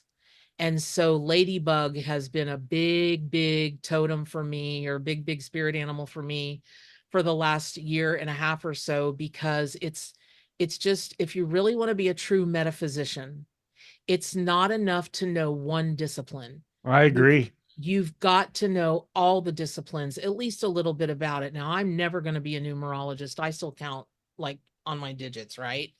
I'm really terrible with numbers, and it doesn't really interest me. I will never be an astrologer. It interests me, but not enough to become an astrologer, but I will study zodiac signs until my eyes fall out of my head. Mhm. And you know, this leads to that, that leads to that, and that's my job now. So the goal at this moment is to create the largest metaphysical free school on my YouTube channel. And then if people want to take classes about whatever I'm teaching about at the moment or become a member on my channel, they can do that. And the other thing I've really been led to do are meditations. Mm. So I've got my head really deep into doing like a bear meditation, a lion meditation, a 9 of Cups meditation. So everything will come with a meditation. And is it a lot of work? Yes, it is. But Mm. I've got a lot of time left, I hope, on this earth. And the more the consciousness is raised, the better place this will be to be. You know, Yeah, that's no, what I I think think. it's brilliant work. You should be proud. The world needs you. And I think we've only just begun. I mean, for as long as this has started with, there was the rebirth of the new era probably in the 60s, late 60s and early 70s. Yeah. And really that was just setting the footprint for now. If you check out these kids on TikTok, they Right. totally believe all this now and they're getting millions of views. It's not super deep yet, but they're just starting out. But Exactly. that we weren't talking about astrology or symbolism of a ladybug when I was a kid. Like we And were if you capturing were, them, right? yeah, Yeah, if you were a big weirdo. Yeah. Hmm. totally. No, I have a producer on my staff who's asking about the symbolism of a vulture. My fave. Oh, really? Oh, yes, totally. They and buzzards, pretty much the same thing. They are so misunderstood, but honest to God, they are the most loving, smartest, funniest, sweetest birds, and much larger in person than you might imagine. They S- are. They're In huge. Texas, there's a lot of vultures and they fly in huge swarms. And when they land on your house, like I literally can hear them stomping around on my roof. It's crazy. That is awesome. My God, I just please let that happen to me one time. I will crawl up on my roof and see if I can be one with them. But here is what to me, I mean, you know, listen, they eat the carrion, right? They clean up our earth. Right? You want They that do. job? Does No? anybody else want that job? No. Right. Right. But they come to be the cleaners of this world, and that I really believe they teach us to be grateful for things that we are sometimes not grateful for. So for instance, you Hmm. walk into a cafeteria in a school and there are the custodians cleaning up after your kid, and every other kid is just trashed that cafeteria. Hmm. How many people stop and thank that custodian? When Hmm. it's time to give Christmas gifts every year in a school, how many people give a Christmas gift to a custodian? It goes to the teachers and the teachers' aides. But the Hmm. custodians are the ones that have signed up to sweep all the crap off the floor, pick it. Now, they're not eating it, okay, right? But you see where I'm going with this. Hmm. And they have chosen to do this. And so they keep this earth really, really clean of disease. In Hmm. essence, they are the hospital workers that do all the cleanup, keep everything sanitary, do this, do that. And, you know, listen, their favorite thing is not to be nabbed by you. But I rescued a buzzard one time. I watched it happen in front of me before it was going to happen. I couldn't stop my truck fast enough and get out and wave this guy down. But this buzzard took off right at the same time this guy was coming with a truck. That buzzard slammed off the side mirror, flipped, went into the ditch, and we had just had a lot of rain in Florida, and I'm trucking across the road, stopping traffic. I scoop him Hmm. up. I'm like trying to, so it is, that's the symbolism. And so Hmm. for you, what the message would be, would be there's something that you have got to make the decision, the hard decision to clean up. There's some kind of carry-on. It's dead, it's rotting, it's got to go, and it is toxic. It is not sanitary. And you know what that I mean, you get it, translates to in human. You got to clean it up, and you won't like it, and it will make you cry. And if I lived anywhere near you, I would come help you clean it up, but it's got to go. And that's what Vulture is telling you. So my question is, true or not true, that there is something rotting away in her life that she just has really, it's taken too long to make the decision to throw it in the trash, so to speak. Can we So get an answer to that? after the show, you'll meet her. Oh, okay, great. All right, wonderful. All right. Yeah, for sure. But that's a great, well, what was really interesting was I went through a very hard time, which was a Chiron return in astrology. If you want to know the astrology of it, but anyways, that's when the tarantula, suddenly I was alone in my house for a long time, and all these critters started coming up, including a fox at night. Foxes have the craziest sound at night. Oh my God. I had to look it up on YouTube to know what the hell I had heard at night. It's like someone screaming or dying. It's like it's like a woman dying or something. I thought someone's getting attacked, except I'm in the middle of the woods. So it was crazy. Yeah. So it was interesting, but I kind of felt like because I was alone, it was like the animals are coming in as my light workers and all sending messages for me. And of course, there's deer in the neighborhood too. They wake up and there'd be deer sleeping on my lawn. Oh my And, God. Can and I rent? leaving. Is your house an Airbnb? Can I rent it? Maybe we'll make it into one. Yeah, it That's is very awesome. cool. I mean, there are deer just roaming through the neighborhood. There's an overpopulation of deer in Texas in the hill country. Yeah. There is. But they're wonderful. I mean, it's scary because they can jump out while you're driving. But other than that, yeah. Yeah. Well, at the time you were alone, I mean, you don't strike me as a person that likes to be alone. And No. so I would bet that you sent out the vibes and they showed up, Yeah. almost like Cinderella. You needed help and everybody Yes, showed they up. did. I even Mhm. had a cat that would hang out on my porch. I don't know where the hell he came from. He'd come say hi. Some feral cat.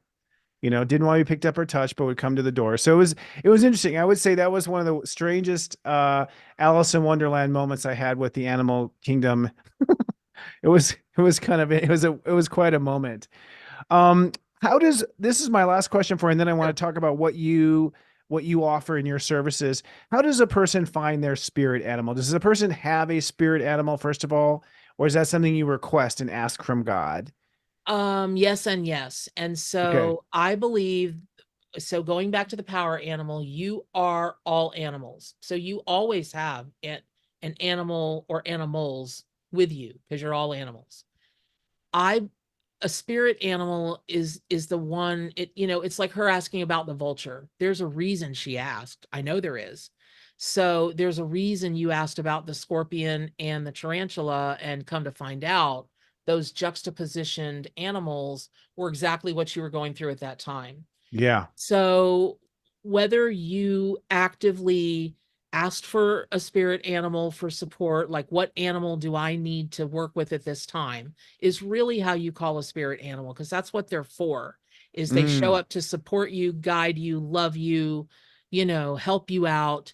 And so in a meditation, set the intention, especially if you're a lucid dreamer or you are really open to things coming in your dreams, you can ask for them to come in your dreams. And the mm, biggest thing is not to deny, not to deny. So mm. again, if you actively call them in, trust what comes to you. If you don't actively call them in, but you're just like, speaking of beaver, you might see beaver everywhere for whatever reason, or hear the word or whatever. Don't deny that, hello, beaver is trying to get through to you, knock, knock, knock. And so take that seriously, because they're not, if you ask them, they're going to show up. They don't you know they don't. I've never seen them, I've never seen them abandon anybody. I've seen them give people a swift kick in the butt, but I have never seen a spirit animal abandon anybody. They stick around. Hmm. Yeah, fascinating. And so your website is whatismyspiritanimal.com. You're also you teach evidential psychic mediumship, shamanic and tarot classes as well. I Mhm. notice you're sold out of a lot of your things. I Business am. is good for Mama Bear. Business is busy for Mama Bear, but I am working in the background. I'm upgrading a couple of the classes, and I'm going to offer several classes for free because listen, I don't I want everybody to have access to how to find your spirit animal. So I'm working on putting that together. It's like a 6-hour class. You can take it for free. And then how to read tarot cards. It's like a 6-hour class. You can take it for free. And there's a book that comes along with it, an ebook, That's blah, blah, wonderful. blah. But if you want, it, I hate to say this because I don't want this to sound egotistical or anything, but my time is limited Oh and yeah. I only have so many hours in a day. And if it was up to me, I would teach 24 hours a day. I love it, but I don't have that. So the classes that will be available, the length of them and the cost of them will be directly commensurate to how much time I'm spending with each person individually. And so like I already know this mentorship, I'm going to have to cut the class by half the next time I do it. I will only Mm-hmm. allow half the students that are in it this time to be in it Mm-hmm. next time because of the Mm-hmm. amount of time it takes to do this. Mm-hmm. I understand. I'm Um, doing a mentoring right now too. are Yeah. you? Oh, Yeah. is it crazy for you? It's intense because I'm so invested. You know, That's it, yeah, I'm so invested. I cannot not fully, I cannot, I'm a beaver. I don't do any half-ass dams. right? Exactly. I'm a bear. Go figure. No joke, man. I'm a I can bear. see us in the woods. We're going to hang out. We're That's going to steal beyond. some picnic baskets. That's awesome. I'm gonna bring you honey, and you're gonna give me sticks to play with. I'm gonna, you know, um, to beat my drums with, to beat my shamanic drums with. But Yeah, scratch your back. yeah, exactly. But yeah, I'm actually and thank you. It is really great. First of all, being on your show is just I've told everybody. Oh, And thank you. I'm gonna start putting your monthly stuff and whatever. I'm assuming it's okay if I just at the beginning of every month I'm like, "Hey, here's the real astrology, here's the animal scopes, but here's like the Western astrology. Hang out with this dude." I'd be honored. Yeah, That'd be totally. And cool. you're going to be And my go-to animal whisperer. I love it. And so I I am revamping a bunch of the class stuff. So it is, and where I'm going with this is thank you for allowing me to talk about my products, um, of which a bunch of them are not ready yet. So, but they will be. Just give me a few weeks. I'm Just working hang on it. out. I'm working in the Yeah. background, but they will be. And anybody, I'm always available for readings. And Right. You do so shamanic readings, and that's I do. also at whatismyspiritanimal.com, right? Yep. And So, yeah. yeah, evidential psychic mediumship is where I got my start. So if somebody wants me to flip cards and they're just like, I only want tarot, I can do that. If somebody wants evidential mediumship only, I can do that. If somebody wants to talk to me about their animals, I can do that. Mostly readings are a mix of all of it. And I Mm. always ask people at the beginning, do you want me to pull a card for you and get a spirit animal for you? Some people are like, oh my God, yeah. And some people are like, don't care. So you Yeah. know, it just every reading is very different. But yeah, I'm always available for readings. Now, having said that, I book about 2 to 3 weeks out. And no, Good. you cannot pay me extra because you need an emergency reading. That cannot happen. I will not bump another client. I love you, but I won't do that. So Yeah. you wouldn't like it if it was done to you. So just know if you're interested in a reading, it's not going to be tomorrow and it's not going to be next week. It's going to be probably 2 to 3 weeks. So Well, that's okay. I think I personally find that readings happen when they're meant to. And when people feel they're called to you, even when I have to move a reading, because I have a reading business too, because of something I didn't have, something just happened. I find often by the time I get in front of them, it's like, had they heard it when the reading was scheduled, it would not have impacted them like when they heard it, when the reading actually happened, agreed. so it's all being orchestrated by the angels or whatnot. But yeah, I did notice you do shamanic readings. And you have buildingbeautifulspirits.com, which seems to Souls, be building beautiful souls. Oh, I'm sorry. Forgive me. Thank you No, for no, no, correcting no. me. No, no, no. That It's could totally okay. be my own brain fart there. Buildingbeautifulsouls.com. And that seems to be a repository of all sorts of free information about people, right? Yeah, and that's really what it's for. So there's a dream dictionary on there, albeit not a big one.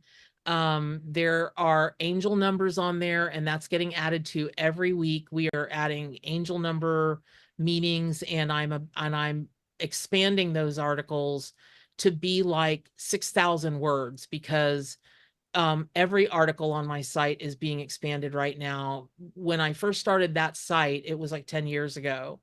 And people were like, okay, well, I'm looking for this information, but now they want to know everything about it. And I'm like, okay, I want to give you everything about it. Yay for me. And Mm. I'm just called to say this, if I may. Hmm. I just feel like in your audience, there are a bunch of people that really would love to have their own metaphysical business, but they're scared. Yes, you're completely correct. And I want to tell you not to be scared. And I want to tell you that content is king. And people do, I hear it every day. Nobody wants to hear another tarot card reader. Yes, they do. Right. Nobody Right. wants to hear another this. Yes, they do, because there's only one of you. And you're going to explain it and give the information in a way that is you, if you'll be Right. you. And so what I'm doing is, by expanding, let me give you a business tip. When I do a Look at YouTube that video, tail. oh, sorry, I think sorry, it's adorable. it's Georgie the pirate cat. It's So like Dr. Doodle in there. It's like, it is, it is. Um, when you do I don't know how you're doing it, but when I do a YouTube video, the ones that I'm doing that are tutorials, what I'm going to do is I'm going to take the content, I'll have it, you know, tightened up by a company, and then I will post it as an article on my site. mm, It now, having said that, and then what I'll do is I'll put it in, the word you used earlier was repository, to make ebooks that when people come to whatever, they can have a free ebook about how to read tarot. They can have a free ebook that talks about angel numbers. They can do this, they can do that.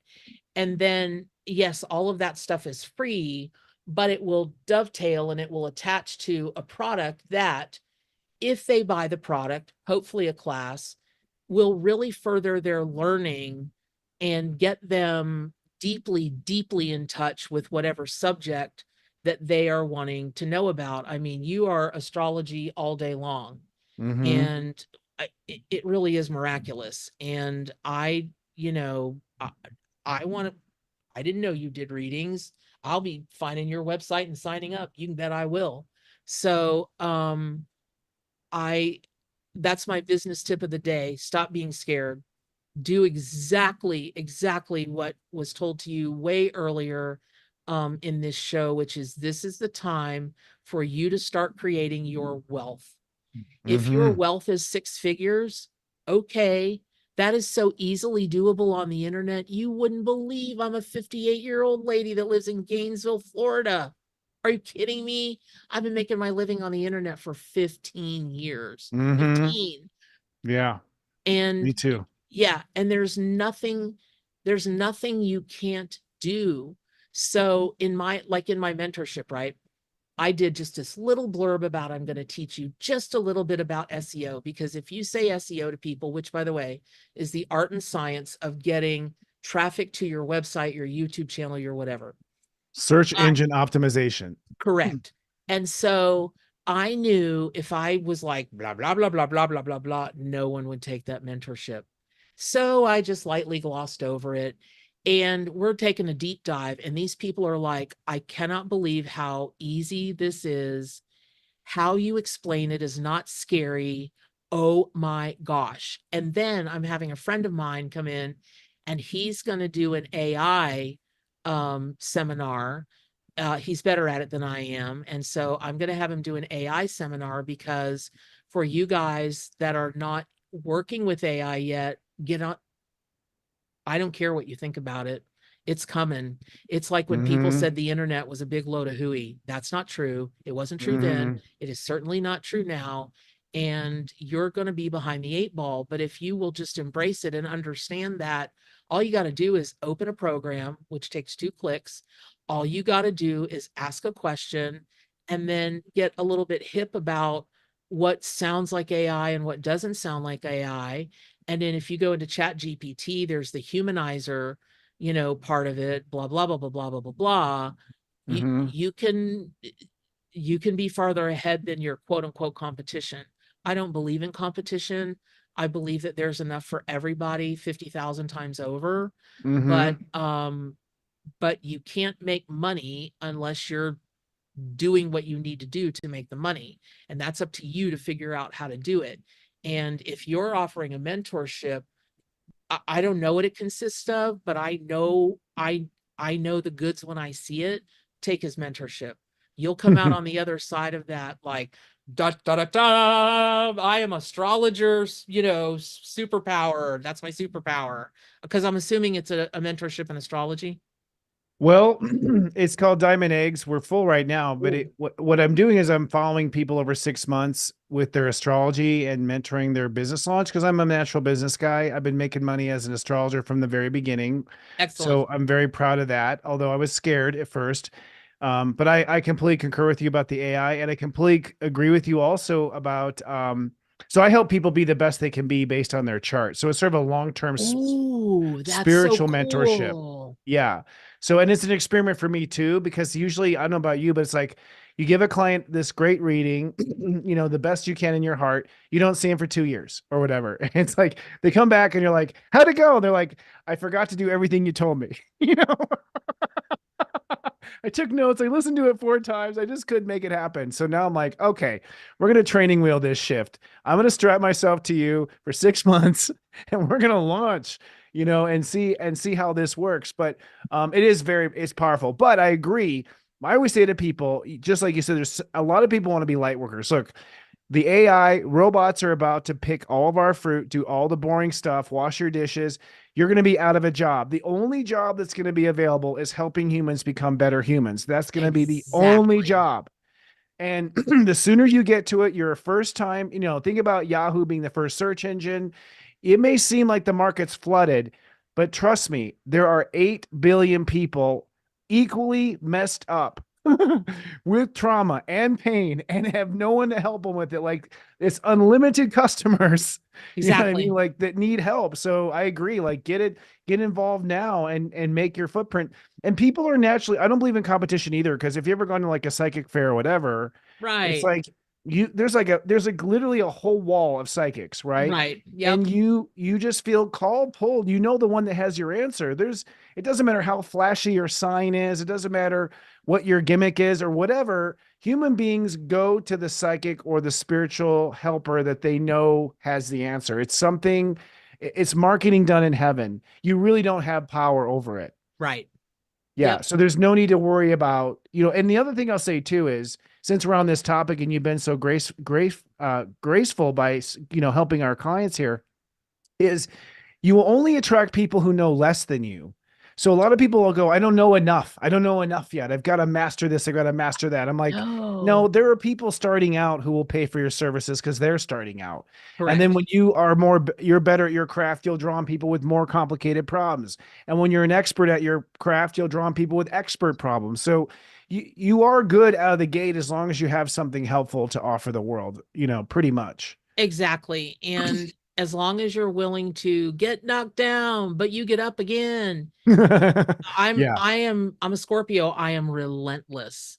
And Yeah. so I just, if I don't get it right the first time, I'm gonna get it right the second time. If I don't get it right the second time, I'm gonna get it right the third time. And eventually, things work out. But you'll know soon enough if you have an entrepreneurial spirit or not, because you either do or you don't. I don't care Yeah. how fascinated you are by Shark Tank. Those Right. people, they make it look easy and they cry with their stories and it's edited all to hell and back. Right. But those people, if they were to tell you the real nitty gritty and they were to tell you about the days that they were like, oh my God, how am I going to feed my children? How am I going to do this? Yeah. That kind of thing. But today is a day that it's easier to make it more than it ever has been because there are so many resources out there for you. And at this point in time, only 14% of the population in the United States is using AI. 14%. Yeah. It's like the small amount that are buying, cryptocurrency. Don't get me started on that. We'll be here all night. But Okay. I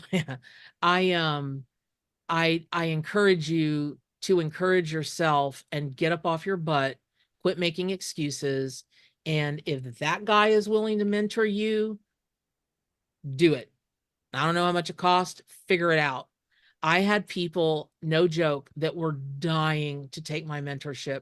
And they were just like, I don't know where the money's going to come from. It came in Yep. in the craziest, weirdest, oh my God ways. Some of the people were able to just go, yeah, here's my credit card. But there were a couple of people that were, I mean, they're just crying. And I'm like, Yeah. look, I'll help you out as much as I can, but you got to do your share. You've got to have skin in the game or this Yeah. won't matter to you. And lo and behold, poof, there came the money. It was for one girl, it repaired, she's 46 and she's had the most miserable, horrible relationship with her mother her whole life. No matter at what time has she ever asked her mother for help, her mother has said no. But she said, I sucked up my pride. I asked my mom, and she gave me the money for the first time in my life. Wow. Yeah. Right? Yeah. Wow. Yeah. So miracles will happen if you expect them, if you Yep. ask for them, Yep. and just figure it out. Just figure it out. You figure out everything else in life. Why can't you figure out this? There's no Yeah. reason you can't unless you don't want to. And only you will know that. So there you have it. Right. Well said. And a great, beautiful gift to our audience by sharing that time and helping them. Thank you, Mama Bear. You're welcome. Would you stay after backstage for just a moment here so Oh, we can yeah. gab with you and talk about vultures? Great. I'd be so happy to do that. Her YouTube channel is at Bernadette Carter King. We've put this in the chat as well. Her website is buildingbeautifulsouls.com, right? It And is. whatismyspiritanimal.com. They're all beautiful. Her decks are beautiful. And you've Oh. been so gracious. We're giving away 3 decks and 3 books of Oh, yours that's to our right. subscribers. Yeah, that was so nice of you. So some people are going to have your work in their hands soon. So thank you for that. That was super generous of you. No problem. I'm happy. You'll send me the shipping addresses, right? We will. Yeah, we'll Okay, cool. work that out. And we'll talk about that backstage here in a minute. So thank you for Okay. coming on. Love to have you in the future. Maybe next time we'll talk seasons or something. Okay, that'd be great. I'd be so happy to. Thank you again. Good night, everybody. And listen, every time I sign off, I say do good for animals and stay wild. Never let them tame you. Oh, I love that. Stay wild. That's beautiful. All right. Well, we'll see you here in just a couple of minutes. Thank you. All right. That was wonderful. She was wonderful. I could go on forever. I love her spirit. I saw all the comments too. And I have the lucky winners. We'll just talk about it right now from our moderator and casting director. The winners are Lindsay Woodcocks, Sandra O'Connor, Benjamin Rempel, Lori S., Colette Love, and Jamie Mahoney. Lindsay Woodcocks, Sandra O'Connor, Benjamin Rempel, Lori S., Colette Love, Jamie Mahoney. What you need to do is email us your shipping address to support@seriousjoy.com. Email us your shipping address to support@seriousjoy.com. Obviously, your name as well, and you'll be shipped out these awesome gifts. We're so grateful, and thank you to Mara for helping to coordinate that because I don't have the time for those special things, and she made the time. She cared so much about it. She made the time. So I'm very grateful to Mara also, and to Noel, our producer, for making that stuff happen. Thank you very much. Well, we have so much going on right now. One thing I want to put up there is, excuse me, I need to have a sip here. Next week, I'm going to be a guest on my buddy Scott Cruz's channel. Next Thursday night, I'm going to do tag team readings with Scott Cruz. And this is going to be on Thursday, March 14th at 9 p.m. Eastern, 6 p.m. Pacific. Scott Cruz, you can just do his search for his YouTube channel. It's just at Scott Cruz. It's Psychic Medium. It's at Scott Cruz PM is his YouTube channel. We'll be doing tag team readings. And by the way, these are readings that you basically just put down a little deposit for and you get. So it's like getting a little reading from me is hard to do right now. So this is going to be a great time. I'm looking forward to my first joint venture with him on his channel. He's been a guest on our channel two times now. And so I'm looking forward to this. Scott and I get along super well. We're totally corny when we're together. We're like brothers from Atlantis, I'm pretty sure. So check it out. Get a 5-minute reading from the two of us next Thursday. Come watch the show, by the way. It's every Thursday at 9 Eastern, 6 p.m. Pacific. I'm always in the chat. Also, Noel's always in the chat. A lot of our own team at Serious Stories in the chat because we love Scott. He's our brother. We love him. Right now, SeriousStory.cloud, the mega monthlies are available in the Golden Mega Address are now available for immediate download on SeriousStory.cloud. You can literally just buy your address, like the whole address, which is an hour and a half of me talking about the month of March. Plus, I have a person come on at the end that I mentor with their manifestation. So we have a manifestation mentee that happens at the end. It's a great show. But you can also download the audio file of your sun sign, your rising sign, or your moon sign as well. These are super dense and packed full of information, walking you through the month of what March will be about. They can be downloaded to your iPhone or to your smartphone. You can listen to them on walks, play them when you're in the car, because it's dense. You have to listen to these more than once. I spend a lot of time on these every month, and that's at seriousjoy.cloud. Come sign up at the cloud too. Sometimes we do freebies and we put it out there. Of course, the most accurate astrology service on earth is SeriousJoy.com. I say that quite proudly. It's due to the steps system algorithm that is proprietary. And there are levels of the step system we don't talk about in the public, but we have programmed into the service. I'll just say that much. We have so many things, and you can get all 13 megas in that price at SeriousJoy.com. We also have, of course, regular shows. We just did a show of angel tips with Devin Doer last week and Heather Exposito, where they talked about, had 3 guests on talking about angel experiences and connecting to angels. This coming Wednesday, we're bringing on Gwen English and Joe Zamet. We don't have a graphic up yet. We tried to get it in time, but we couldn't pull it off. But we're going to do a special show this week on Wednesday talking about special ceremonies for lunar ceremonies. So Joe's going to come on and talk about the lunar ceremonies. Gwen's going to come on and counsel. Gwen English is one of our new staff members who's also a reader. This is just everything you get at SeriousStory.com. It's just packed. It's really so much content. It's a little overwhelming. We're actually redoing our site so we can hide a lot of stuff under the hood, because when you see how much you get, you are a little overwhelmed, because I'm a beaver. I have been a very busy beaver over this last 18 years and the last 8 years of Serious Joy. Sharing is caring. Please share Namaste Today live with your friends. That's the best thing you can do for us. Maybe offer them a copy of their horoscope that comes out on Tuesday. That's a very good thing to do. It's very helpful to us. We appreciate it, because word of mouth is just trumps any kind of advertising there is. It's like when a good friend of yours says, this is the guy that has the answer for you or can help you. Nothing beats that. People do prefer to donate and just give money straight out. We'll take it humbly, because we're not going to be stubborn about how we receive. We're all about giving, but receiving is another thing. That's at paypal.me/Sensei Christopher if you want to donate. We do have a Facebook group called the Serious Joy Club. You can come. We have a human design and also tarot mentoring club in the club, like a mini sub club, which is called the Chiron Study Group. It's called the Chiron Club. I can't remember what it's called now. Chiron Study Group. But basically, it's SeriousJoy.club. This is where I post pictures of my life and post jokes. So if you want to see like the goofy side of me, it's in the club. I don't post it on my personal profiles. Everything's professional. And you're allowed to actually advertise your light work or your business in the club. So our only rule in the club is to be compassionate and to not talk about politics. If you want to follow my LinkedIn tree, it's seriousjoy.social. Seriousjoy.social has all of our links. And if you want to listen instead of watch, We're on Spotify, Stitcher, and Apple Podcasts in audio form. I want to say special thanks to our producer today, Noel Way, our casting director, Mara Moon, who was great in helping us coordinate this contest tonight, our director, Sarah Lyman, our great faculty, Robbie Hunt, Kristen Ryder, Devin Dewar, Joe Zammit, Heather Exposito, and Gwen English. And a special thanks to all of our super friends in the chat that make this such a great experience every week. The amazing Iggy, Neptune Girl, Jamar, Christine Kelly, my soul brother, Dale Blankenship. Love to see you both nights of the week, brother. Kat Ryder, Michelle Kemper, Michelle Bell, Erica, who I'm getting to know so much better, Experimental Elemental, Lori Ship, Nikki Anderson, Libra Lauren, Margot Malia, Jill Louise, Princess Coffee Bean, and it could be you. If we keep seeing you every week, like Nikki Anderson, we keep saying, we'll just start adding you to the group. Hello, Nikki Anderson. I'm putting you on now because I'm so used to seeing you and I appreciate you too.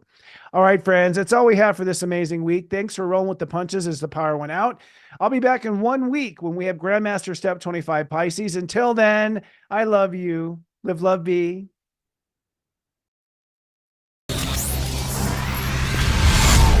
It's serious.